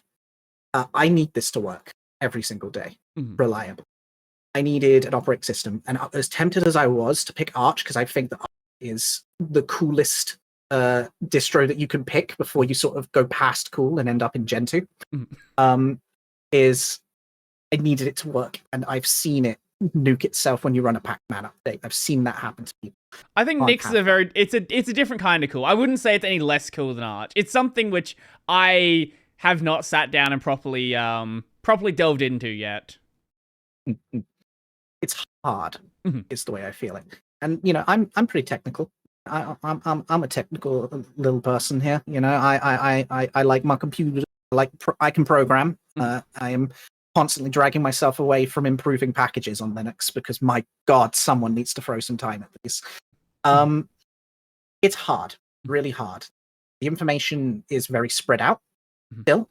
For Nix, there's a lot of things that you need. I still don't know how flakes work. It's been a month. I still haven't gotten a flake working. I've been propped up by my roommate, also picked up Nix, so we could kind of work at 2 problems at once and share our results. And that's worked pretty well. I'm running Hyperland as my DE because I am always been enamored by this is my power level, by 4chan's desktop threads with like the really cool Riced Linux on /G. That's my power level there. So I've always been like, i3 was kind of like what I was thinking of before I sort of looked into what is actually what people use over here. It's been really cool to have that, and the operating system works, and you can kind of incrementally get better along the way without any risk of blowing it to pieces and not having a job in them, which is fantastic. So that's kind of why I've settled on this and why I'm in the stack. As for VTubing on here, it's pretty good because Kylo has put together that guide. I had Kylo on a few episodes ago, and that guide is fantastic. And it got me most of the way there, because I personally use Warudo. I have this is a 3D model here that I can pan around. I could not spring for a live 2D. I don't have live 2D money, like I don't have 5090 money. But so I needed my tools to work there. So Warudo was pretty simple to get running. I just needed to change the Proton version that it's running, which was in Kylo's guide, and then bam, I had this. I could move all my configs over. That wasn't a big network fun. So I'm running a iPhone 11 with Vtuber Studio, which I have on a 3D printed mount that I've bolted to the VESA mount of the back of my monitor. So that's screwed onto that, and it's got little things so it doesn't fall out, and the cat can't knock it off the top and stuff. It's encased. That communicates over, I think, technically over the wire, over the lightning cable, with the computer as a network device. Could not get that working for the life of me for a bit. But what was really nice is I ended up reaching out to Kylo because I was like, I don't know what to do here. I can't get this working. The first thing that he said is, "Oh, it's probably your firewall." I'm like, I don't think I'm running am I? Yeah, it turns out Linux runs a firewall. That's something that I didn't know. You don't have to install it yourself anymore, which is pretty cool.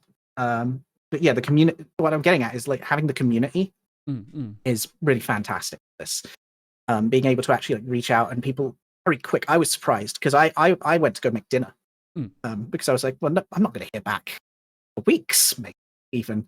I'm going to have to go boot into Windows for my stream next week. That's just the way it's going to have to be.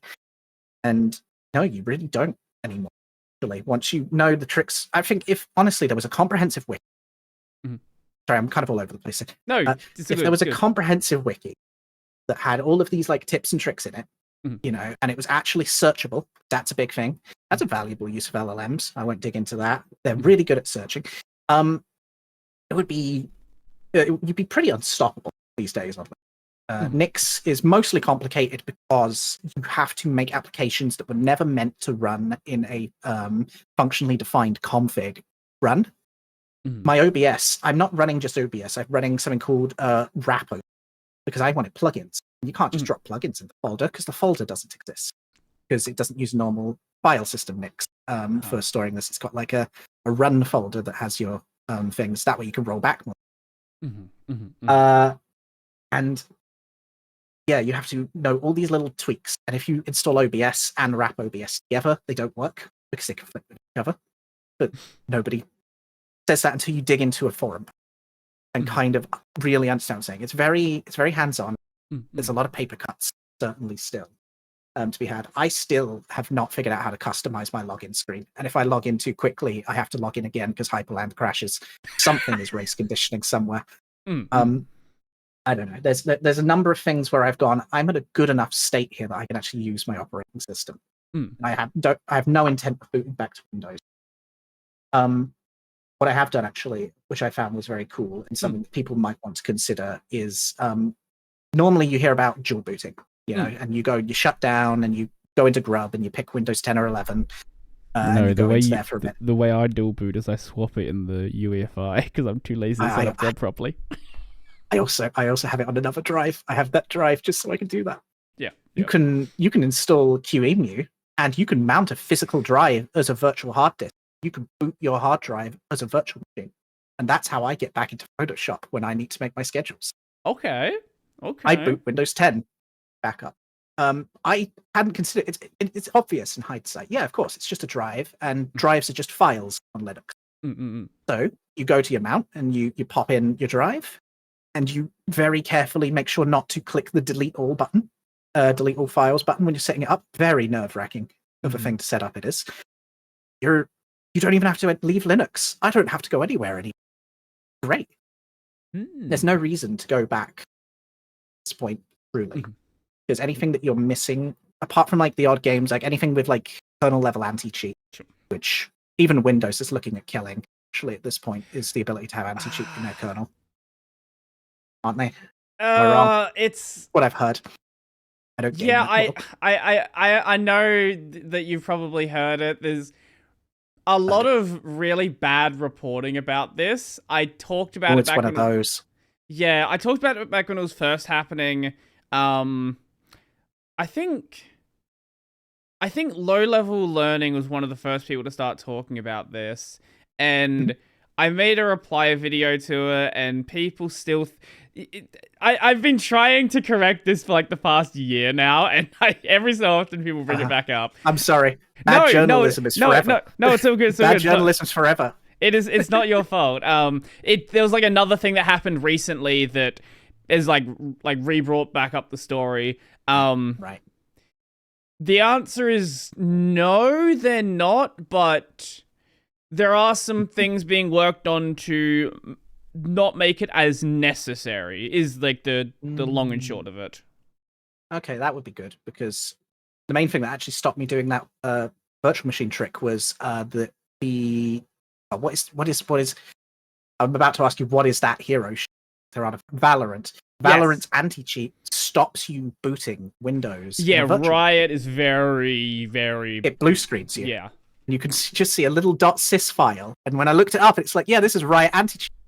Cool, I suck at Valorant. I'm going to go boot into Windows and uninstall this crap. And then it worked. There was a time, it was a long time ago, but there was a time where you could play League on Linux, and it worked great, amazingly, no issue at all. Can't anymore. Why would you play League? You hate yourself. I don't know. Yeah, I suppose. Yeah, it is kind of... I never got good enough at it, I think. I feel like I'm like wearing false badges. I haven't earned the badge of honor to shit. You know? I think you got to earn that. But my word. Like, you could spend, 10,000 hours in that game and still be, like, really bad at it? Yeah, that's Path of Exile for me. That's all. I only need that game. Look, if... It's one of the only games where people can make a 2-hour video about a spreadsheet and it'll get a lot of views and people will be excited about it. EVE Online as well. EVE Online is one of those. Yes. Man, I love trading simulators. I love spreadsheets. I've got a spreadsheet open right now. I had a spreadsheet open last night on stream, and we spent like 45 minutes trying to understand angular inertial momentum. Oh yeah, I did scrub through that stream. Boring on that one. I got too into the maths and I kind of let myself get sidetracked. I actually scrubbed that myself, and I could hear my energy go down towards the end as it completely took it out of me. Like at the end, I just went, fuck it. It's a fixed value. Inertial momentum is 0.1 now. We're moving on. Sometimes you just got to draw the line. So what is that project you're working on? So there was a Flash game of the Flash game Heights called Drag Racer Free. I loved that game. That's probably the earliest thing I have where I liked cars, because otherwise I spent a lot of time dormant as a car person. And there were lots of cars to buy, and you could do all kinds of upgrades. The shop had everything down to like your sound system. You could customize, so you could have like cool sound systems. Oh yes. No, I know this game. Car shows, you know it. Yep. Yeah, and I am currently re-implementing it in React because I must hate myself. And I want to make it something that a Twitch chat can play, so that anyone could like be like, I'm gonna go for an idle meeting. And I need you guys to behave yourselves. So here's a drag racing game, and everyone can just spam chat all they want, and it will be like jamming on the accelerator in the racing game, and they'll spin up polls so that they can like buy mods for the cars by committee, stuff like that. And it's going to have this really low res aesthetic. I'm trying to make it feel a bit Flash game. I don't know if you've seen the bouncing Toyota Yaris. No. I have not seen that. I bet I can find it. Yeah, there it is. This kind of was what kicked it off. There was this song, and it had this bouncing little Toyota Yaris in the music video that was popular on TikTok for a bit. And I was like, oh man, I want to make cars that look squashy like that in a game. So the whole aesthetic is just all the cars are squished and really low res, and just pictures from the internet that have been like background edited out. And the wheels are just pictures of wheels that have been cropped out in paint, and then they just spin on the car. All of that. I really want it to feel like for it. I'd love to just have it be a game that people could be like, all right, chat, here you go. I'm going to go do something. And you guys go and make your Volkswagen Golf be sick as fuck and do some really cool like drag pulls and stuff. I like how this is supposed to be a funny little chat game, and you're getting like super like deep into how this is supposed to work. I have a problem, and it ends with tism. I can't help myself. Also, though, to be fair, you have to. kind of have to a bit. I was surprised by this.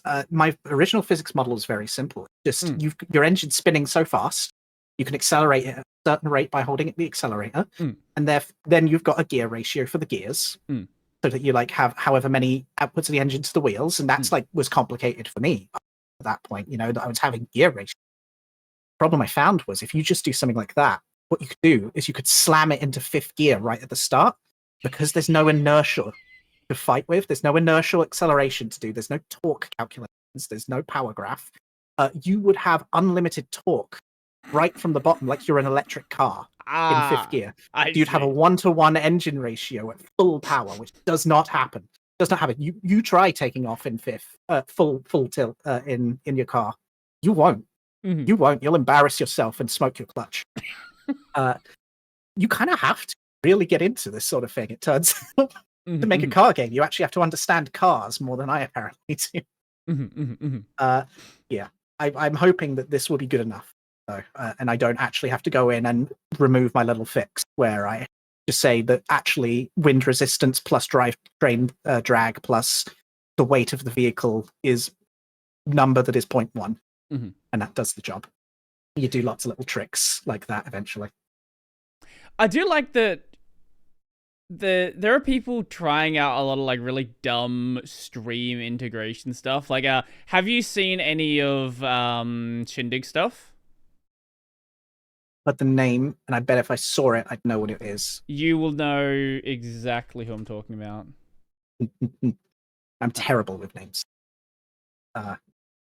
What's really fun being terrible with names? Are you familiar with live action role playing?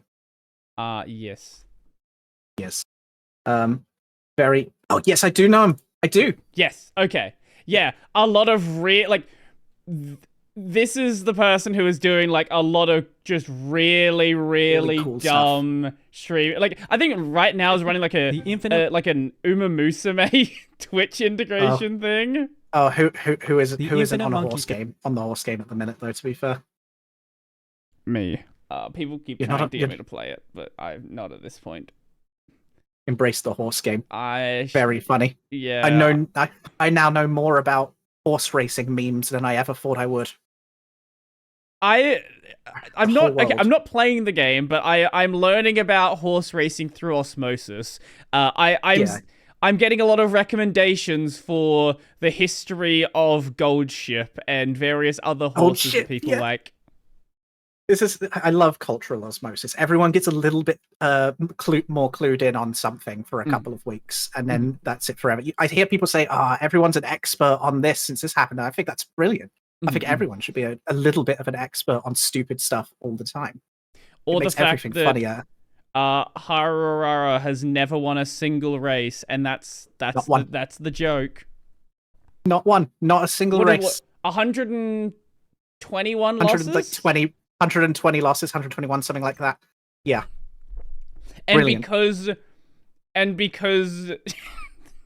because of how many losses there were, it became like a cultural thing that people would go and see this horse knowing it was gonna lose. At one point, I think people bet on just a random race like 6 million yen, and it still lost anyway. Didn't Goldship? I've heard that Goldship also did that, and it just threw a race for no reason, and there were like 16 billion yen or something stupid on the line. Yeah, and it got into a fight with the horse in the other pen or something at the start. Vodka. Yeah, vodka. Yeah, I heard about one when developers were, because they have to get the rights to use these. When they contacted the owner of one of them, I know exactly. I can't remember the names. You know what I'm going to say. Yes. They insisted that if their horse was going to be in the game, had to have a bigger chest than one of the rival horses it had, and it had to be a more likable character than it. I think that's so beautifully petty. I want to say this was with Daiwa and Vodka. Yeah, you're more of a horse expert than I am at this point, so I couldn't say. I as I said, I've been learning. You're cultured. My Twitter algorithm is just nothing but horse girls at this point. Yeah, I try to scroll past it to be like, no, stop it. No, stop it. I've learned enough about the horse girls. I'm already weird enough, and it just keeps giving more. I'd forgotten the name of the thing is I'd seen the anime way back. I've only seen the first season, but like apparently the anime is really yeah. Apparently the anime is really good. Yeah. I guess I need to catch up on it at some point. Yeah, it's not one that I'd like go back and watch again. Sure, you know, sure. it's no Arayamo. It's no Guilty No, it's no. What's the other one? No, hold up. No, we can gloss right over that. I am cultured. I'm not ashamed. What's the more Base recent choice, one by that's the set way. in the same one? Sorry. Oh gosh, I was just gonna say what was the other one that's in the Moto cinematic universe from recent times. This isn't bait. I do wonder. I have forgotten the name. The one where she's a manga artist. Aramanga Sensei? You would know. I got it. Right, no, I'm messing with you. But yeah, that's set in the same universe, apparently, you know, and frankly, I think Marvel had better watch them. Hold on, I just need to, I doubt you're aware of this, because no one's aware of this until I show them. Just, here you go. Queensland. Oh yeah, we're going on a pilgrimage, boys. Eromanga, Queensland. Back up your sisters. We're going on. I don't know who lets me talk online. I if there's a license for it, I need it revoked. Bad. Where's your license? You got your internet. Got a permit for that license. So you couldn't have that in the States because it would be excuse me, sir. Have you got a license? He's reaching for something. No. Wouldn't work. There'd be no one left. That's why they got rid of the license. Oh, we are speaking of licenses. My state recently passed a thing where you can't own swords with sharp edges anymore, which is very sad. I don't know who's been going around with swords, but you're not allowed to own swords with sharp edges anymore. I'm really sorry. You have a GoFundMe? What? So I can escape from the sword laws? Yeah. Oh, that's terrible. You got to have your swords. Absolutely. What's left if you don't have swords without sharp edges as well? Yeah. You know, there's nothing more. The word cope comes to mind, but it's not what I mean. Then yeah, you can have your swords, little guy. You just got to let me at it with the sandpaper for 15 minutes. That's so sad. Yeah. I'm sorry. You also can't own a blow dart gun, which is no fun. But, you know, you can make it with a bit of PVC pipe. It's a tube and a dart. Yeah. How are they going to stop that? You won't be allowed to make a fist next. Yeah, well... There's lots of fun laws in the books in my country. Like, you know, you can't... defending your property if you're getting robbed, don't do that. Just let them rob you, because just let it happen. Yeah. We have something similar here. I think there was a pensioner, like a 70-year-old, 8-year-old guy who was getting robbed, and he stabbed the guy with a screwdriver. He had to go to court for it. The other guy had a knife, and he had to go to court for it. It was close, if I recall. Christ. It was pretty close as to whether they were going to send this old man to prison for defending his house and his life and his family. I don't know. Self-defense laws are a fun one because it's like, on one hand, I don't want to get hurt. Sure. On the other hand, you got to do what you got to do. Sure. You know, if the legal system doesn't support that, can you believe in it? You know, and you know, not to get too cabin in the woods about it. You know, living off grid, but there's a lot of involvement. I heard in Australia that you can't lower your car below a certain height as well, or they'll crush it. They'll take it away. There's minimum heights, or they'll defect. Yeah, that sounds about right.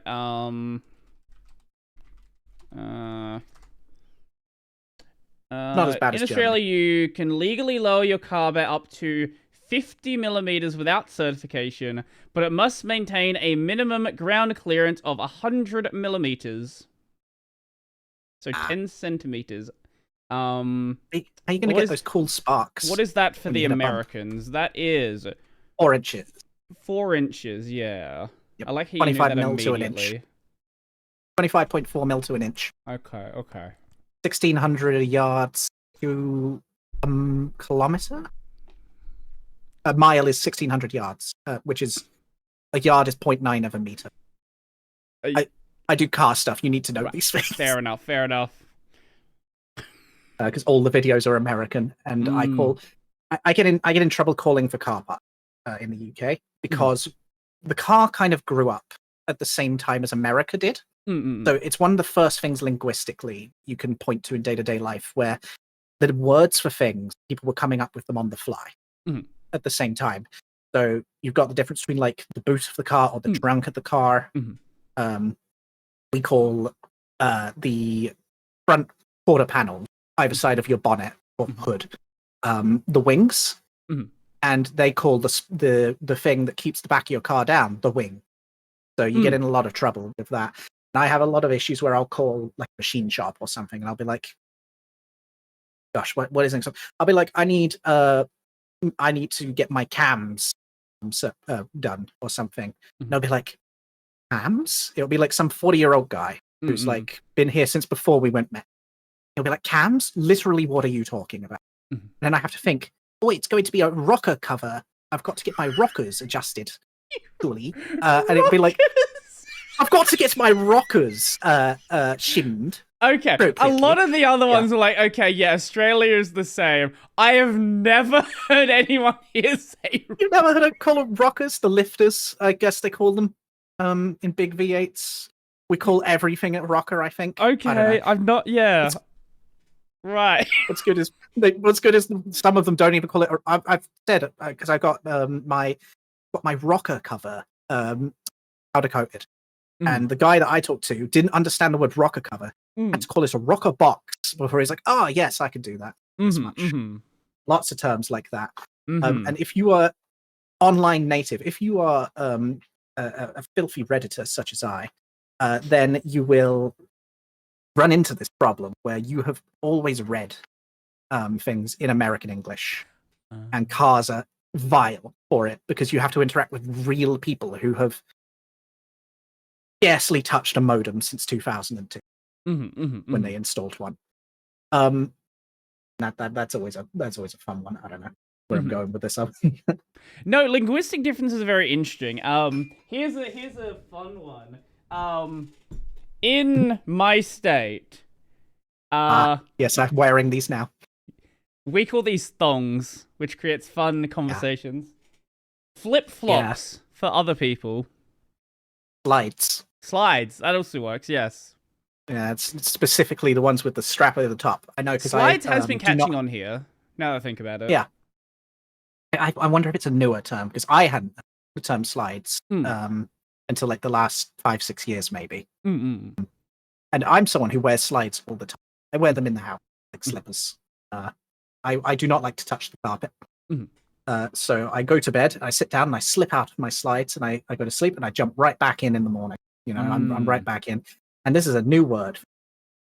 What is it you call sausage sandwich? Stags? Stags? Yeah, snags. Snags. I love a good sausage sandwich. Or as I think we call them. If I were to actually stick to my British parlance, I'll have a sausage sarnie. Sarnie. I have heard. Sarnie. I have heard people say that. Sarn. I think I hear a lot of. It's more common with older people to say that here. I think that probably makes sense. Yeah, because they're probably like their parents were coming over from the UK. That would actually explain it then. Yeah, and it'll probably be a really old shorthand, Sarn. So like the original like settler in Australia will have used a lot of British slang. Very interesting. It's fascinating, this sort of thing, where you see a linguistic divergence within people's lifetime. Well, Australian English is a very interesting case because, and like early on, it actually was treated by linguists as like this very pure form of English because it wasn't just what happens when you take one country. It's what happens when you take a bunch of different cultures and then just merge them all together, right? Like we have a lot of Greek immigrants, we have a lot of people from the UK, obviously, we have a lot of Chinese immigrants, we have a lot of Vietnamese immigrants, like a bunch of different cultures, and you just like put them all together and see what happens. And because of that, we develop a lot of slang, which is very, very unique to Australia. Oftentimes, it is make words as short as possible. But also, you know, people make fun of the... Yeah, I'm sure you occasionally get the bottle of water, right? We get a little bottle of water, you know? With Australian English, you put a lot of emphasis on that like, R sound, right? Like, even... It's I think it's called, like, the intrusive R, where even in words that don't have an R, it sort of just appears there. Like a good example when I talk about the GNOME GUI library libadwaiter, right? Like there's no R there, but like I cannot get rid of it. Waiter. Libadwaiter. Waiter. Yeah. It's weird how every variant gets its own, like we get bottle of water. I assume in Australia, I bet you guys get shrimp on the bar. Yeah, that's Anna Foster's or something. Shrimp on the Barbie is like that's from like an American ad. It's an American. It's and the Foster's thing. The Foster's one's actually really amusing because where is Foster's actually from? Pittsburgh, for all I know. Okay, it was Australian. Right. Now it's owned by and they lent it to it. It's owned by us here, of course it is. They own everything. But you can't find, like, I can't think of the last time I actually saw a Foster's in a bottle shop. It's like, and you can never buy it if you go to a pub. There's no one drinks it here. What you get is you get delicious beverages like 4X Gold and Victoria Bitter VB. Victoria Bitter. Gotta get your VB. Gotta get your VB. Because we drink Foster's here. It's always on tap. Unless you're at a pub that's actually nice. It's always on tap. Yeah, it's the thing. And Carlton Draft as well. Yeah, you're gonna see that everywhere. Carlton Draft, yeah. Also, we get Carlton as well, actually. Black and white one, isn't it? The label. I'm not. Maybe I don't drink beer. I am something of a. I have something of a scum palate, and I will happily neck a Foster's quite regularly. And I think it is just that they lean over here into marketing that they're from Australia in theory, originally. So they have cultivated internationally without really, I guess, consulting Australia as a country. That they are actually the most Australian drink ever. Well, what's growing a lot here are a lot of like Japanese and like East Asian drinks. Like Asahi is becoming very popular here. Love Asahi. And for like pre-mixed drinks, you know, we have of course we have the strong zeros, which are marketed as -196 here, which is a way less interesting name. Because they developed it, they create the drink at -196 degrees to crush the lemons. Wow. I don't know. I'll take 6 packs. The ads they were first running is they had like it's this really stupid ad. They had like this frozen lemon. It was like, this is how we make -196, and then like 2 sumo wrestlers like run at the lemon and crush it. Oh gosh, it is that. It is that with the Foster's thing and the shrimp on the Barbie thing. This is the biggest stereotype we've got. You know, it's the sumo wrestlers smashing a lemon together for science of Japan. Right, I'll see if I can find it. It's such a stupid ad. I'm not sure what the offhand American equivalent is to one of these phrases, because you got British English with like bottle of water, which is a very specific part of Britain, but we won't get into that there. I can't be British and salty about it. There's shrimp on the Barbie for Australia. What does New Zealand have? New Zealand is just often forgotten Well, I on can maps of the world. give you what New Zealand has, but then we might be getting into deep Australian dislike of. You know, I'm sure you can give how people feel in different parts of the UK about other parts of the UK, and that's the first thing that comes to mind. Oh yeah, absolutely. I often am not entirely sure how seriously people take it, so I'm actually quite careful with it online, even if it's a bit. I've got friends from Birmingham, but who are self-hating brums, which I think is brilliant. I think it's always brilliant to sort of have a little humor about where you're from on it. But yeah, you get that internally here. It's weird with Australia because it's like they're not in Australia, not like the sixth state, or they found a way to make hate prevail. This is not the same ad I was thinking of. This is another one, but this one has samurais instead. It's the same vibe then. Yeah. Is this how you make -106? Oh, Fruit Ninja. Hell yeah. Ridiculous. This is how we make -106. Whole, beef, crush, extreme Japanese spirit. Yeah, I like really my lent into that. extreme Japanese spirits. By extreme Japanese spirit. Being very careful not to copy him too closely. Oh, I don't want to. God, gosh, yeah. that would. They've only gotten away with that because they've hired a Japanese voice actor. But I guarantee that in the boardroom planning that, they were doing the voice. Is what all I can think about, because this will be like an Australian off branch or an American off branch of the marketing for this. Yeah, I don't know who does the distribution in Australia. Kind of feels like how television felt in 2006. That advert was, you know what I mean? It feels like Mythbusters is up next. Right. Yeah, this is just the vibe I'm getting. Yeah, it felt Australian marketing's always had like a very specific kind of feel to it. I don't really know how to explain it. Yeah, I don't know. I've had people on before who are like around my age in Australia, and we've like talked, we've kind of nerded out about like early 2000s Australian ads. And even if you don't know, it's like, you know, I think a great comparison is look at an Australian ad and then look at an American ad about Australia. Like, look at like old Outback Steakhouse ads, and it's like it's both about Australia, but it's a whole different interpretation of how America does. Like, when America does something about Australia, it kind of feels like a Wild West ad, but with Australian accents. Right. That's a fascinating perspective. That's absolutely what it is. They've just gone, it's like British Wild West, give them an Australian accent, and call it a day. It's the same sort of frontiering, I suppose, so I can see how you get into that. Yeah. And then you have British adverts,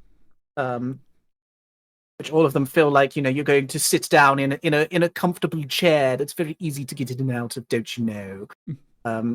They're very posh. I was reminded of the Muzzy commercial, which is I don't know if you guys had this one. It was like a series of really expensive cartoon tapes for children to in theory learn French by watching like 5 or 6 episodes of a cartoon over and over and over. Drilled it. My understanding is it never worked, but it was in 2002 like £130 for the set. Bonkers of a thing to buy that does not work. The advert is very funny. It's got this very well-spoken grandmother here who's bought it as a wonderful gift for their children. Second language. And a lot of adverts feel like that to me from that era of television before sort of we ended up Americanizing our TV. We also have like a very there's like a subset of the Australian accent that people don't really think of as the accent as much, which is like that same sort of posh accent, right? When people think of like the UK accent, most, like, especially Americans, are going to think of like the posh royal UK accent. Yeah. And with Australia, it's kind of the opposite, where people think of the Australian accent, they think of like, you know, if you want a great example of it, go on YouTube and look up Siggy Butt Brain. Siggy Butt Brain is a great example. This is about the first episode. It's about a guy trying to get a lighter, and his friend keeps stealing his lighter, and they're at the like train station. They're both like methed out. This is like peak Australian accent. Yeah. I like the Big Les show. Yes, another great example. But like we have that same sort of like if you hear like any of the Australian celebrities that get exported, right? They have a lot more of a. I honestly I've never been around these people, so I can't even do the accent, right? Like I grew up in rural Australia. I can fall back into that accent. I have no idea how to go the other direction. Are you familiar with the channel Fairbairn Films? They're actually the rural from my state. Australian. Oh, really? Yeah. Would that sort of be like the rural accent then? Definitely closer to it. I would say especially earlier on they had more of that accent. But I'm sure you probably either can point to people or know people who have an accent where it's so rural that people can't really understand it unless like you've lived in the country. I know I have family members like that where it's like sometimes I struggle to understand what the hell they're saying. Yeah, absolutely. There's in popular media, I suppose there's Jeremy Clarkson from Top Gear. Of course, yeah. Are you aware that he runs a farm now? I am aware he runs a farm, yes. There's Gerald in that's very much so out, very, very out in the Cotswolds. So he's got like that strong accent. He's an older gent, so he's been there probably all his life.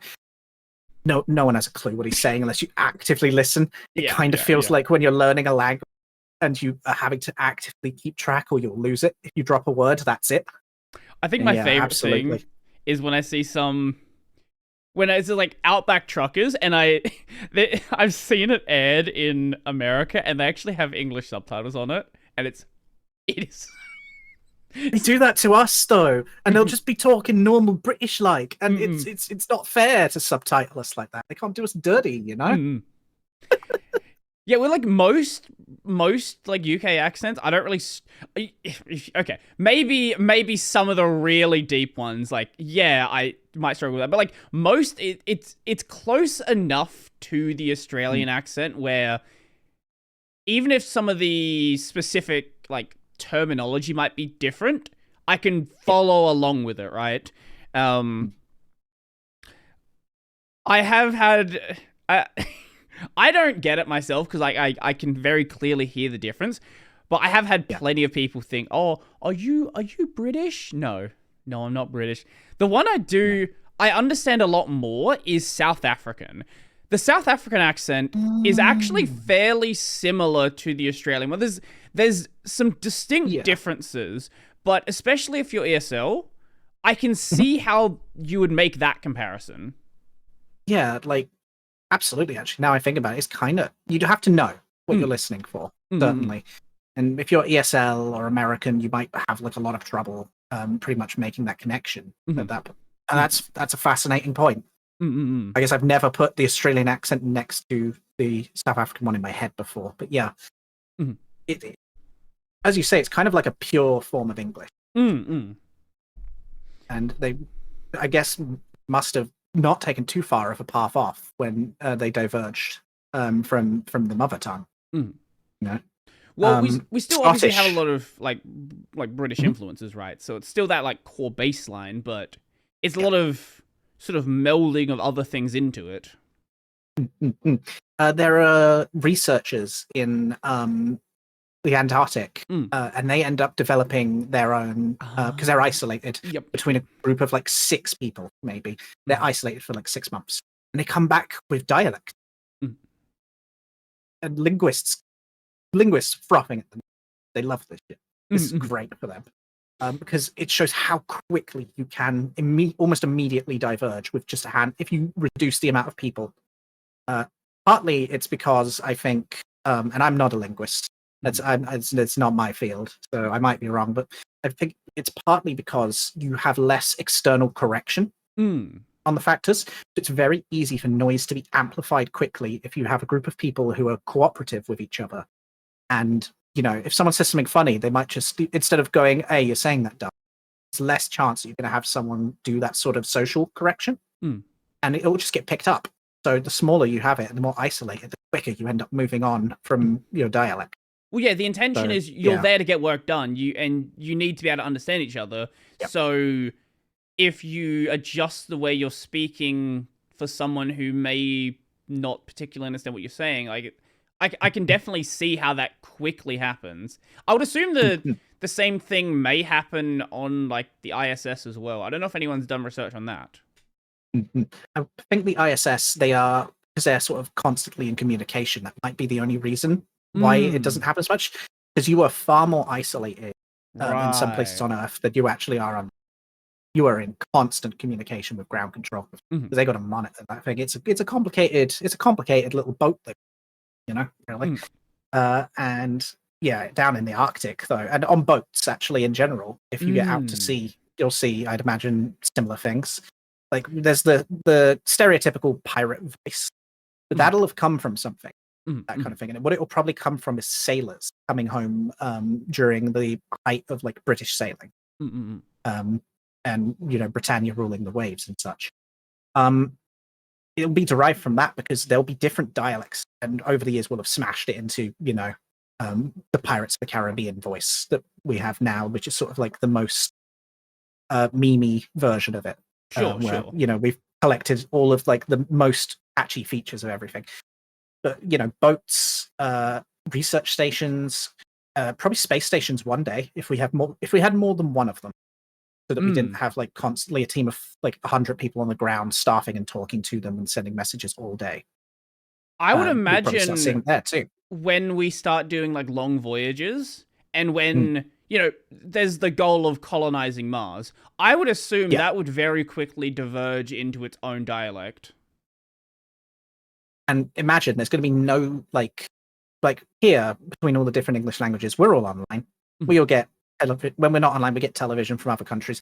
There is a correction that keeps us all generally probably within range of each other. You get one of those generation starships, and people aren't being put to sleep on it, but they are actually like living 5-6 generations of people out with no corrective external factor. You're going to be unable to talk to them for the most part. It's going to be like there are variants of English called pidgin language. Yes. And it's going to basically be one of those, I think, especially if it's like, a multicultural thing to begin with. Probably we might not even settle on, that's very English centric for me to even think that. Sure. But we will settle on some language and it will probably end up being a pidgin of several languages that will be unrecognizable after 300 years of total isolation, even with like a crew size of maybe 1,000 people. The corrective factor is just not going to.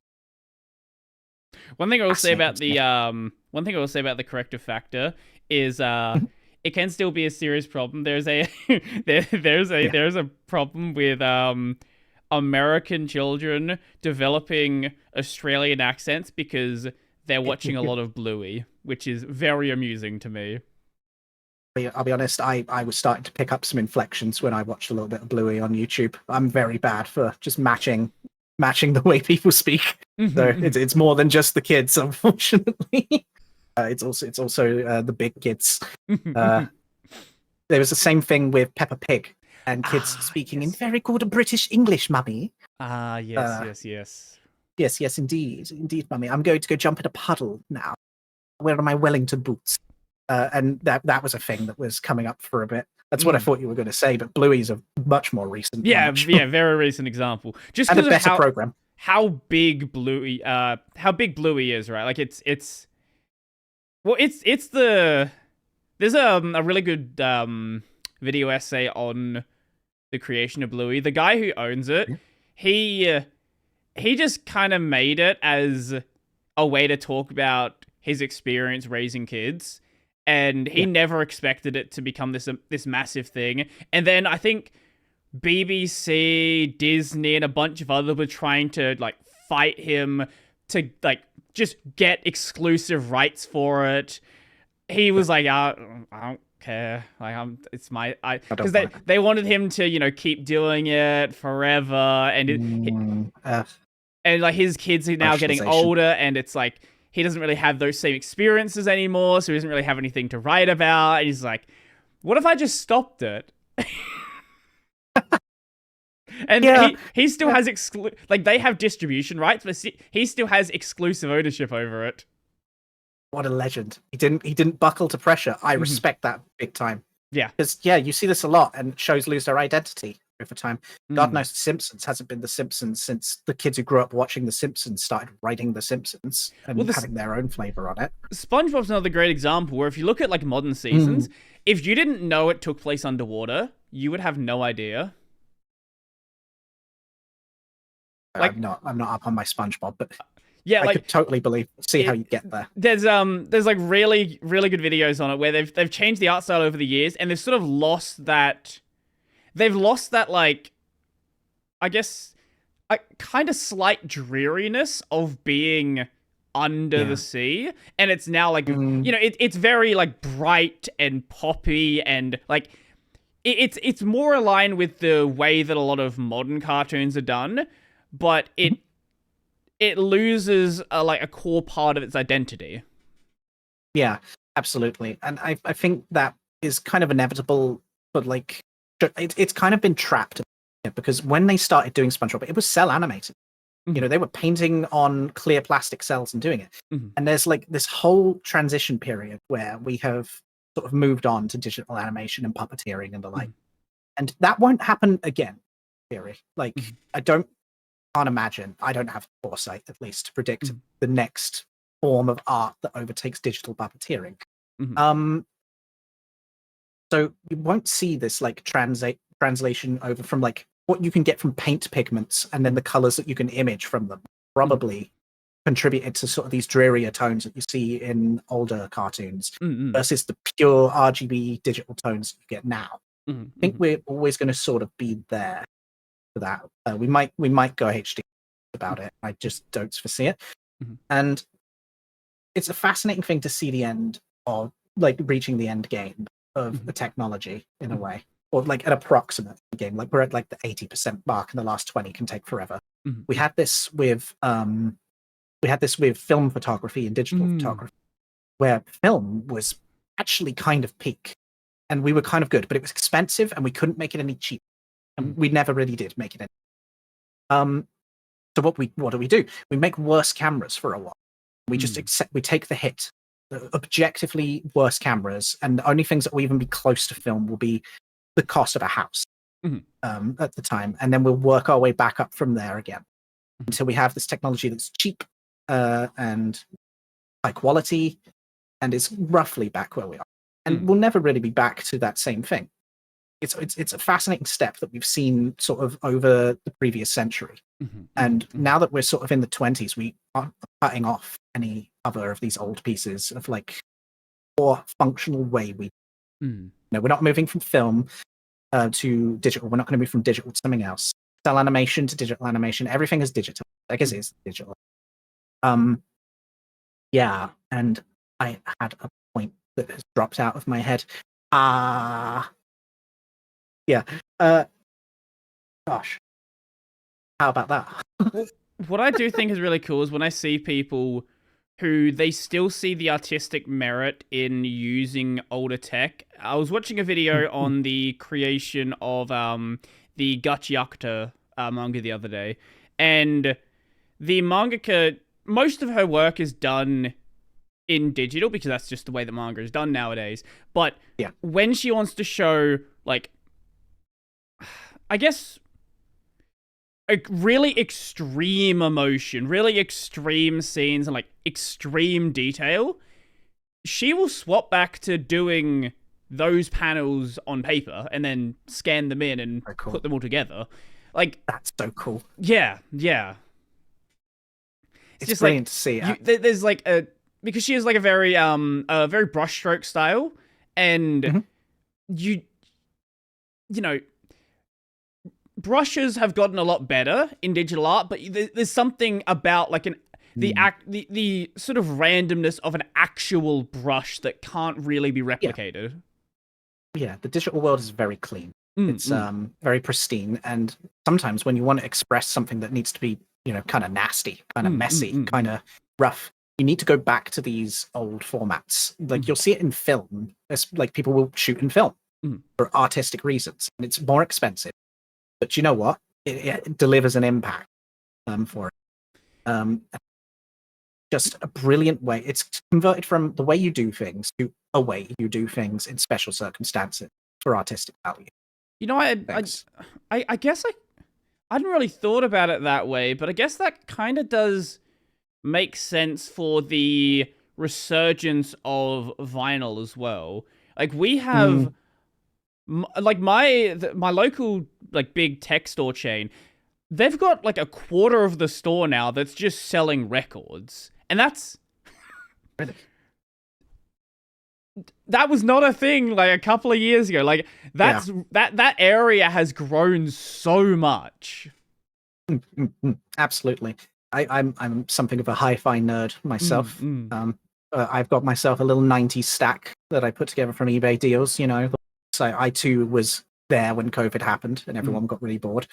And yeah, you do see this coming back up now, and I think part of it is the quality is sometimes better, admittedly, depending on the pressing. And there's a lot of mystique in the audiophile community in general around, like, you can really hear the tone, that it's different. Sure. And I don't buy that. I've seen the study where, you might have heard this one, they basically took some people who claim to be audiophiles. And this is very much so something that they do to wine, but sometimes, but they did it for music. And they had, they were trying to compare cables, and they had like these two expensive cables in theory. And they wanted it compared. And what they did is they said it's this 10 grand cable, this 10 grand cable, whatever it was. But one of the cables was actually coat hanger, a wire coat hanger that they unbent and just jammed into the back of the system, and they'd hidden it under the guise of, we want to be able to have a true assessment of quality. And they voted for the coat hanger a lot, about half the time. So I'm not big in that. My headphones are held together with 3D printed parts and tape and zip ties, and I think that's good enough because audio equipment doesn't degrade, really, as long as you've got sort of hit a baseline. Human ear can only hear so much. You can only taste so much of a difference between wine. Sensing has a limit. And yeah, sometimes you'll get a better record pressing as a result of that, just because the bits you get digitally are kind of garbage. Spotify doesn't really hit the kind of bit rate you would in theory be pressing into your record. But I think what's more appealing to people in general is that you own it physically. And with CDs kind of been laughed out the room for, even though CDs are a perfect recreation of audio mathematically, and there is no real loss to them. Don't tell me I said that, they'll come for my head. It's very much so a middle finger to the you will own nothing and like of streaming platforms in general that we see today. I think that really is the appeal of it, because people don't have great record players. They have the little suitcase one that everyone gets, scratches your records up. They own that record. And they can go to Bandcamp and download the FLACs probably too, if it's a small enough band to do that for them.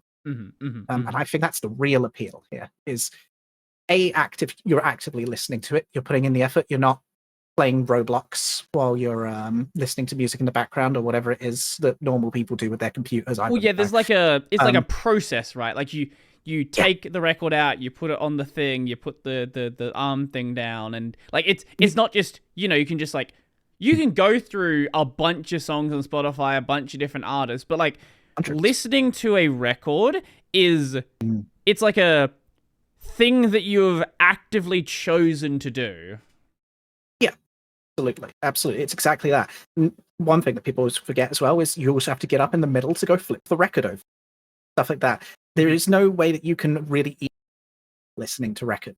I'm sure some people say, I listen to records all the time, but that sounds laborious when you have to, get up from what you're doing every few minutes. So it is, as you say, a process. and someone's going to say, well, you could buy it. yourself this expensive automatic jukebox that will store all your records in there. You can swap between them. Like, yes, you can. You can. Sure. Yes. You can do that. Here's the thing, right? One of those expensive jukeboxes still can't hold nearly as many songs as your Spotify library, and you would still have to do so. I have what I would consider to be the peak of consumer record players time. It's something like the Technics SL7, and you don't lift the arm, you don't have to do any of that. It has a laser on it, so it can tell where the tracks are, and you can see, oh, this has 7 tracks, and I only want to listen to 1, 3, and 4. It's fancy, it's quartz timed, it's geared. It is the peak of audio equipment. Do you know, I still have to get up to flip the bloody record. So it doesn't fix the problem. It just means you're not going to drop a needle on your record and scratch the first few seconds of. You're not going to scratch the first few seconds of the guitar solo to Freebird or whatever it is that you're listening to and mess that up. It's a process. It kind of makes it more of a hobby in that way. To go to a place to physically get it. You might meet people. There's a social connection there. You might meet people who like the same terrible music that you do. That sort of thing, and you can bond over that, and then you go back and you listen to music actively. It's almost a romance to it. I think that's quite enticing. Of sort of the process, the what's the word? The ritual as well.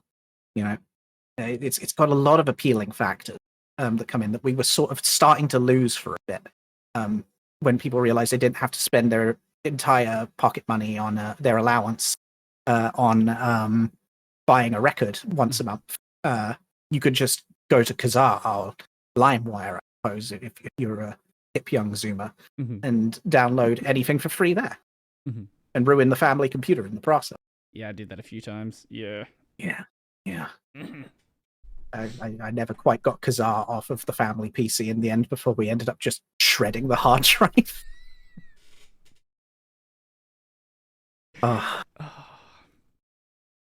We probably should be ending this off at some point.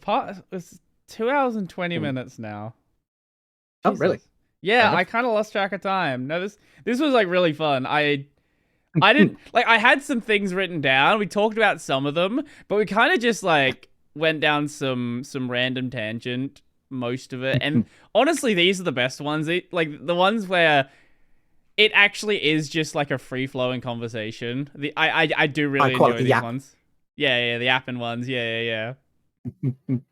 Absolutely, it's been great fun. This has been brilliant. I was coming in because I also had a list of things in case I was worried I'd get to my like 4th awkward silence. I'd be like, I'm out of things to fill them with. But no, didn't even have to touch it.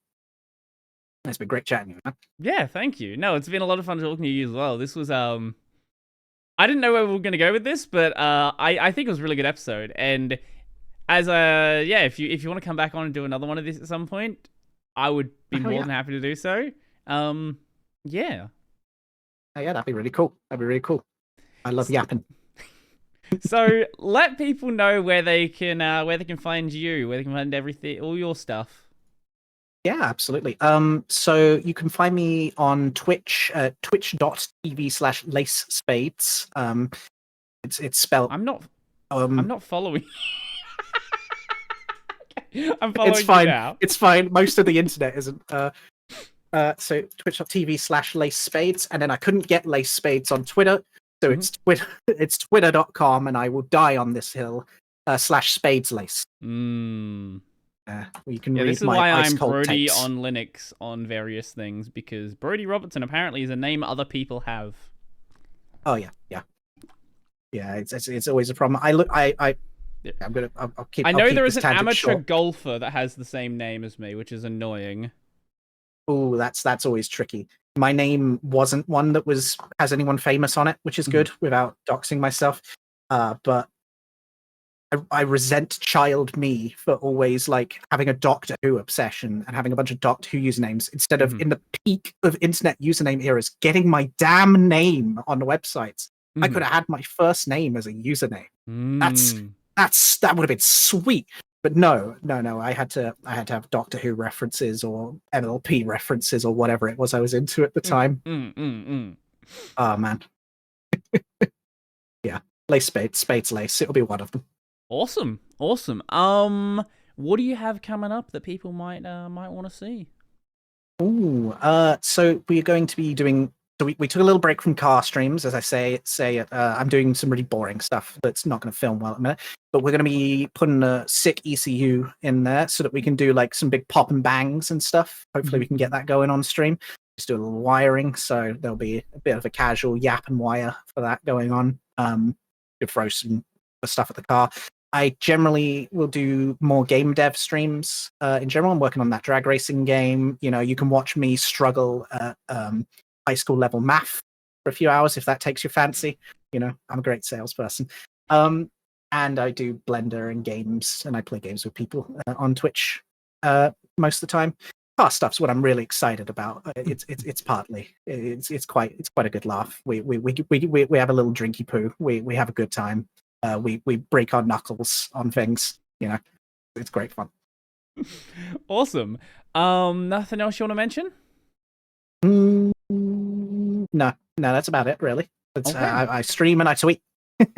Awesome. My main channel is Brody Robertson. I do Linux videos 6-ish days a week. Sometimes I stream there, sometimes I don't. I probably should stream on that channel more often. I've got the gaming channel, Brody on Games. Right now, I'll probably still be playing Kazan. Yeah, this will be out by next week. Should still be playing Kazan, and I will have started playing Split Fiction with Ren. So check that out if you want to see co-op nonsense. And people making jokes about Ren being my husband in chat, because people like to do that.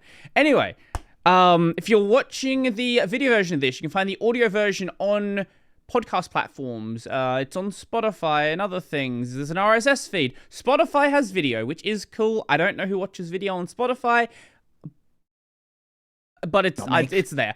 If you want to find the video version of this, it's on YouTube at Tech Over Tea. How do you want to sign us off? What do you want to say? Oh, sign off's the worst bit. I never tell anyone they're doing this. It's great. You know what? Live long and remember that don't let the AI get you down. It's not real.